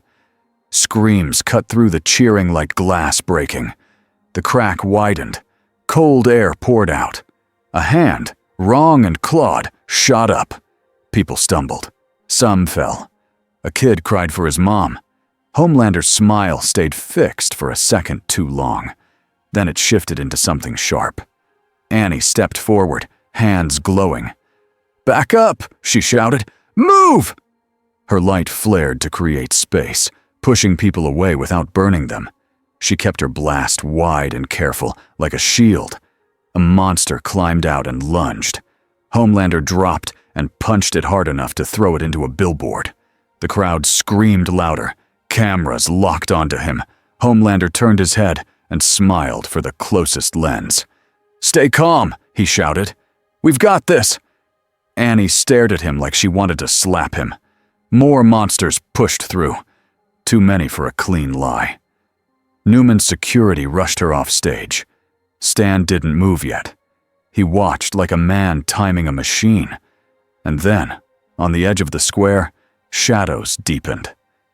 Jin-Woo stepped out of a dark alley like he had been there the whole time. He wasn't floating. He wasn't posing. He just arrived, eyes scanning, already counting exits and weak points. A few people saw him and shouted, "It's him!" Phones swung toward him. Some screamed in fear. Some screamed in excitement. Jin-Woo ignored all of it. He moved. 1 second he was at the edge. The next, he was in the middle of the chaos, between the gate and a group of people trapped against a barricade. His shadow soldiers rose around him, forming a ring, pushing monsters back without touching civilians. Annie's breath caught. Relief hit her so hard it hurt. Homelander saw him and his face tightened. Good. Now Homelander had a target. Homelander flew straight at Jin-Woo like a bullet. Jin-Woo didn't move away. He stepped sideways at the last moment, clean and small, letting Homelander pass. Homelander slammed into a wall behind him, cracking stone. The crowd gasped. Cameras zoomed in. Homelander's eyes flared red in rage. Jin-Woo didn't chase him. He turned back to the gate. Because the gate was different this time. It wasn't just spilling monsters. It was pulsing, like a heartbeat. Like something bigger was trying to push through. Jin-Woo's eyes narrowed. "They're widening it," he said under his breath. Annie reached him, breathless. "You knew," she said. Jin-Woo didn't look away from the crack. "Yes," he replied. Annie's voice shook.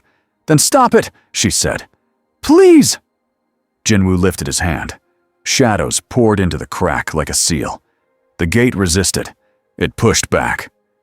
Jin-Woo's expression shifted, not fear, but focus. He pressed harder. Then a new shape rose from the gate.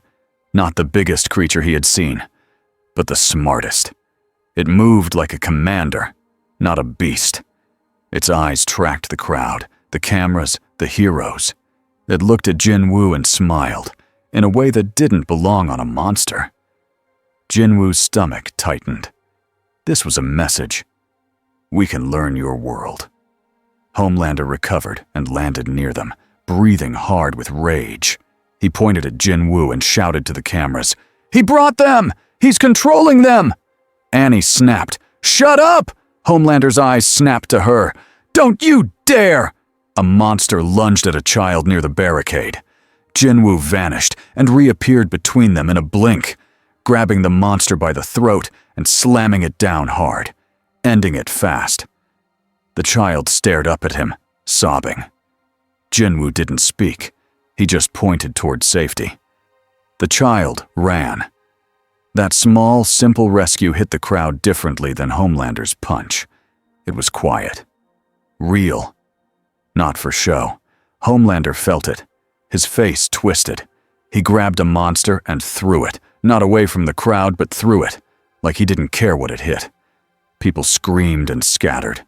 A man fell and didn't get up right away. Annie's eyes went wide. "Homelander!" she shouted. Homelander didn't look at the fallen man.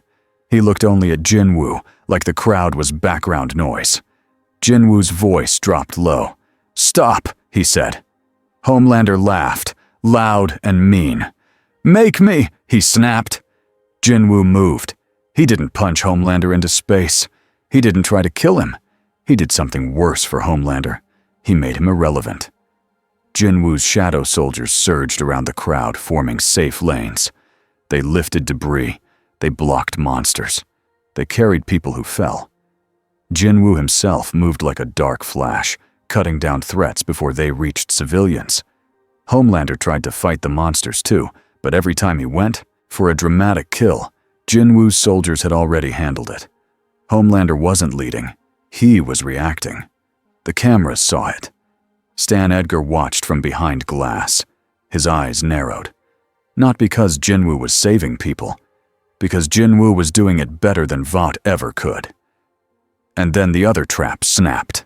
A loud explosion boomed from the far end of the square. Not the gate. A planted bomb. Panic surged again. Jin-Woo felt it and turned his head sharply.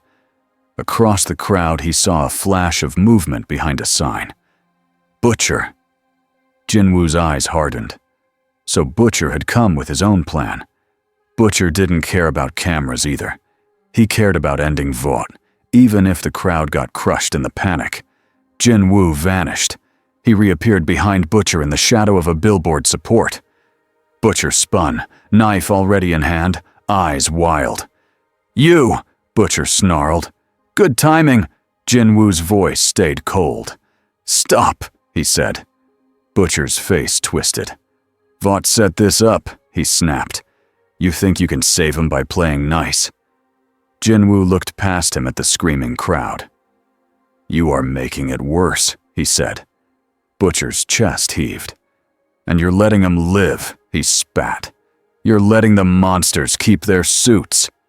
Jin-Woo took one step closer. "If you kill civilians to punish villains," he said, "you become the dungeon." Butcher's hand shook on the knife. For a second, Jin-Woo saw it. Not just anger, pain. Years of it. Butcher's voice cracked with hate. "They took everything," he whispered. Jin-Woo didn't soften his tone. "Then don't let them take your soul too," he said. Butcher barked a bitter laugh. "Listen to you," he muttered. "A bloody moral lecture from a shadow god." Jin-Woo's eyes didn't blink. "I'm not a god," he said. "I'm a hunter. I choose." He reached out and closed his hand around Butcher's wrist, stopping the knife without effort. Not crushing it, just holding it. Butcher struggled once, furious. Then he stopped. Because the crowd's screams were getting worse, not better. Because the gate was still pulsing. Because a real threat was still rising. Jin-Woo released Butcher's wrist. "Help them move," he ordered. "Or get out of the way." Butcher stared at him, breathing hard. Then, with a sound like defeat, Butcher turned and started shoving people toward an exit lane. He hated it, but he did it. Back at the gate, the commander monster raised its arms. The crack widened again. Jin-Woo felt the presence behind it press closer, and in his mind, like a voice from far away, a familiar pressure touched him. A whisper of power. A promise. A door home. If you let the gate open. Jin-Woo's jaw tightened. He pushed the temptation away like he was pushing a blade away from his throat. He would not trade this world's people for his own comfort. He lifted his hand again and pressed his shadows down with full force. The crack fought him. The commander monster lunged. Jin-Woo met it head-on. He moved fast, but not careless. He struck the monster's joints, then its throat, then its core. He cut it down and pinned it with shadow chains. The monster thrashed and tried to send one last signal through the gate. Jin-Woo leaned in and spoke quietly, so only it could hear. "Tell them," he said. "I will not open the door for you." Then he finished it. The monster collapsed. The gate shuddered. Jin-Woo's shadow sealed it tighter, forcing it to shrink. Slowly, painfully, the crack narrowed into a thin black line. Then it closed with a sound like a breath being held and finally released. Cold air vanished. The street stopped shaking. For 1 second, everything was quiet except for distant sirens and crying. Then the crowd began to talk all at once. Phones lifted, cameras turned, and the story tried to form. Homelander stepped forward, smiling wide, raising his arms like he won the war. "We did it," he shouted. "The 7—" A woman in the crowd screamed back, raw and furious. "You threw it at us!" Others joined. "He saved my kid!" "You didn't do anything. You almost killed people." Homelander's smile faltered. His eyes flicked to the cameras, then to the angry faces. He wasn't used to that look from them. Not here. Not in public. Annie stood between Homelander and the crowd, breathing hard. She looked at him and realized something. This wasn't just a bad day for Vought. This was a crack in the myth. Homelander's face tightened. He took 1 step forward, eyes hard. Annie's hands began to glow again, but her fear was mixed with anger now. Jin-Woo stepped between them, not dramatic, not loud, just a simple block.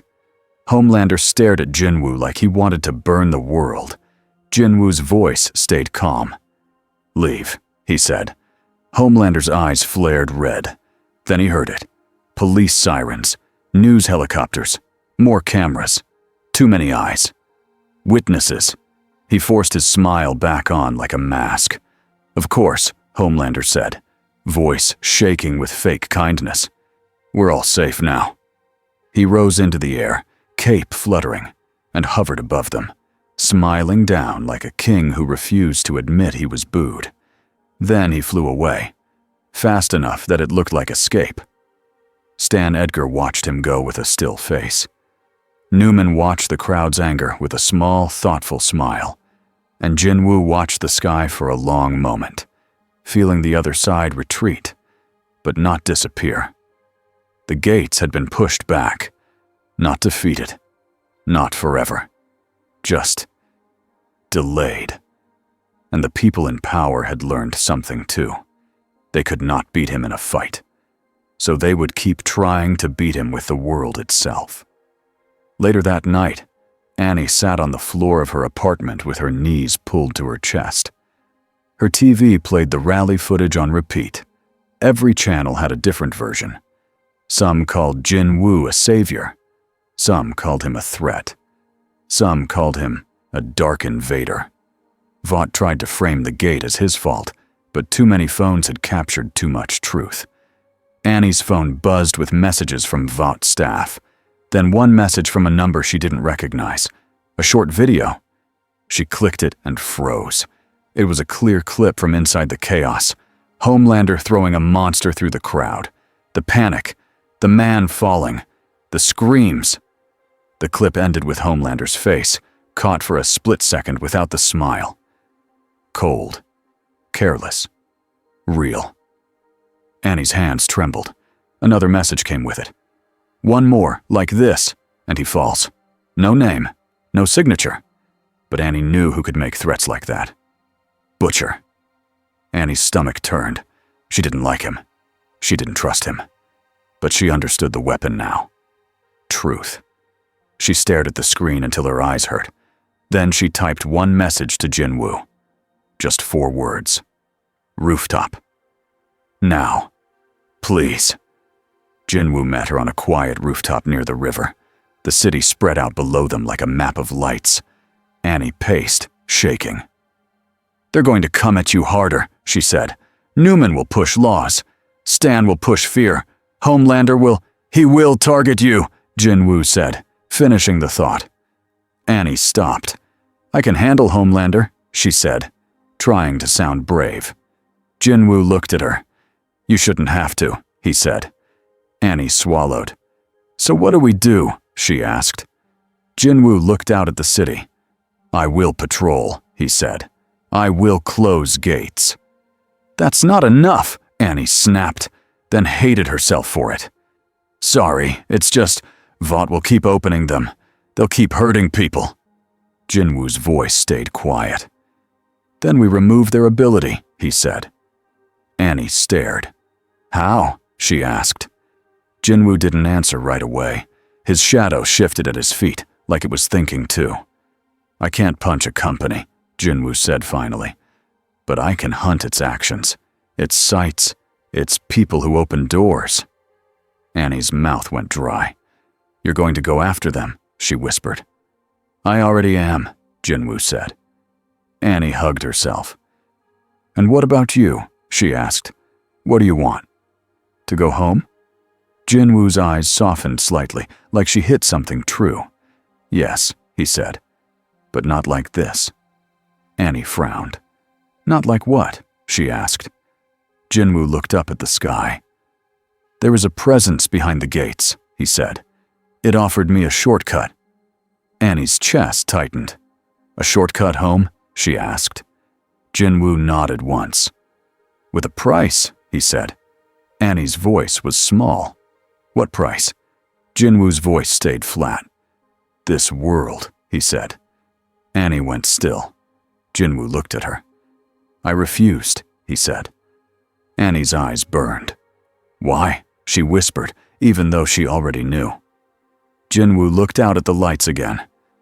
Because people are here, he said. And they didn't choose this.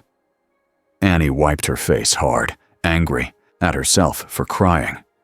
Jin-Woo's tone didn't change. You asked for rules, he said. Here is mine.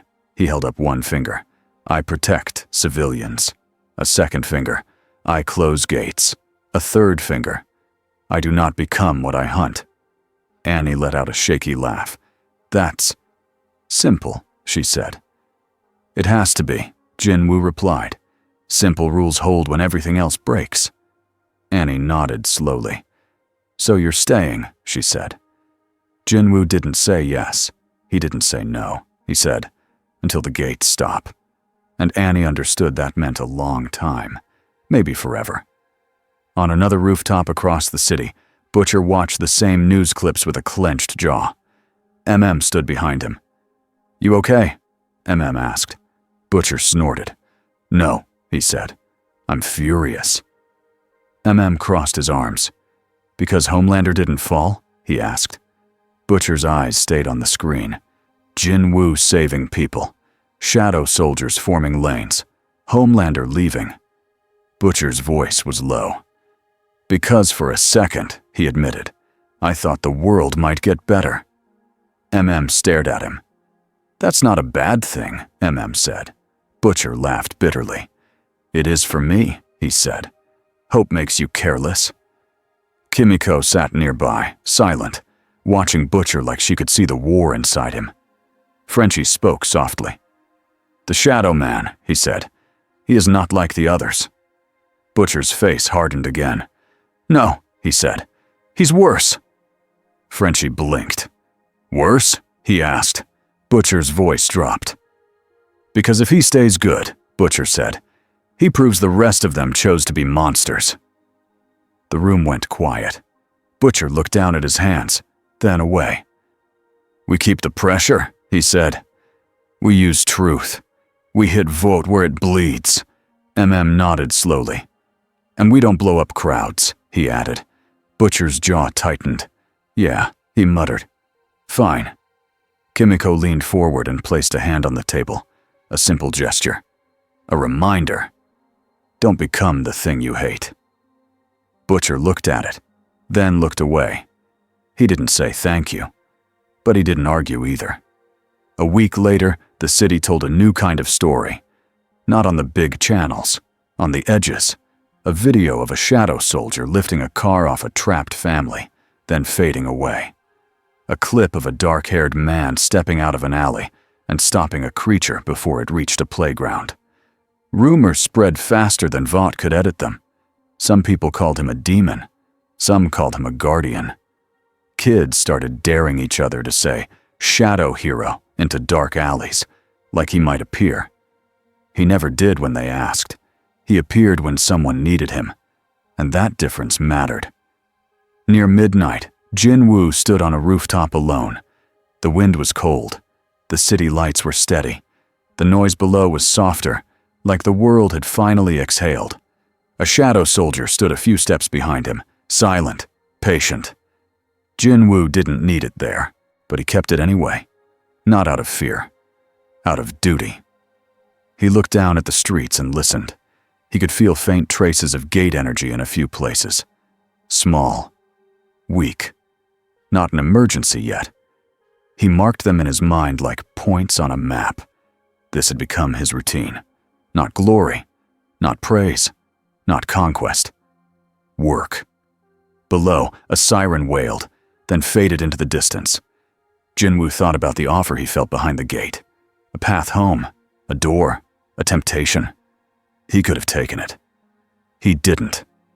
Because this world was messy and loud and cruel, but it was still full of people trying to live. He remembered being weak once. He remembered what it felt like to be helpless. That memory kept him steady more than any rule. A soft step came from behind. Annie climbed onto the rooftop, out of breath, holding her phone. She didn't speak right away. She just stood beside him, looking out at the city like she needed proof it was still there. Finally, she said, "They're calling you lots of names." Jin-Woo replied, "Names are noise." Annie huffed a weak laugh. "Yeah," she said. "Well, noise can become a weapon." Jin-Woo glanced at her. "Are you afraid?" he asked. Annie swallowed. "Yes," she said. "All the time." Jin-Woo nodded once. "Good," he said. Annie blinked. "Good," she repeated. Jin-Woo's voice stayed calm. "Fear keeps you honest," he said. "It reminds you what you can lose." Annie looked down at the street, then back up. "And what do you lose?" she asked. Jin-Woo looked at the sky. For a second, his face was not cold. It was simply tired. "Time," he said. Annie didn't know what to say to that, so she said the only thing that felt true. "Thank you," she whispered, "for not being like them." Jin-Woo didn't answer with a speech. He just nodded. And for a moment, the rooftop was quiet. Below them, the city kept moving. Above them, the sky was whole again. But Jin-Woo could still feel the thin pressure at the edge of reality, a reminder that the door wasn't gone, only held shut. He turned away from the skyline and took one step toward the edge of the rooftop, ready to move again, ready to work again. His shadow followed. And somewhere in the dark parts of the city, where Vought once believed it owned everything, a real hunter was listening.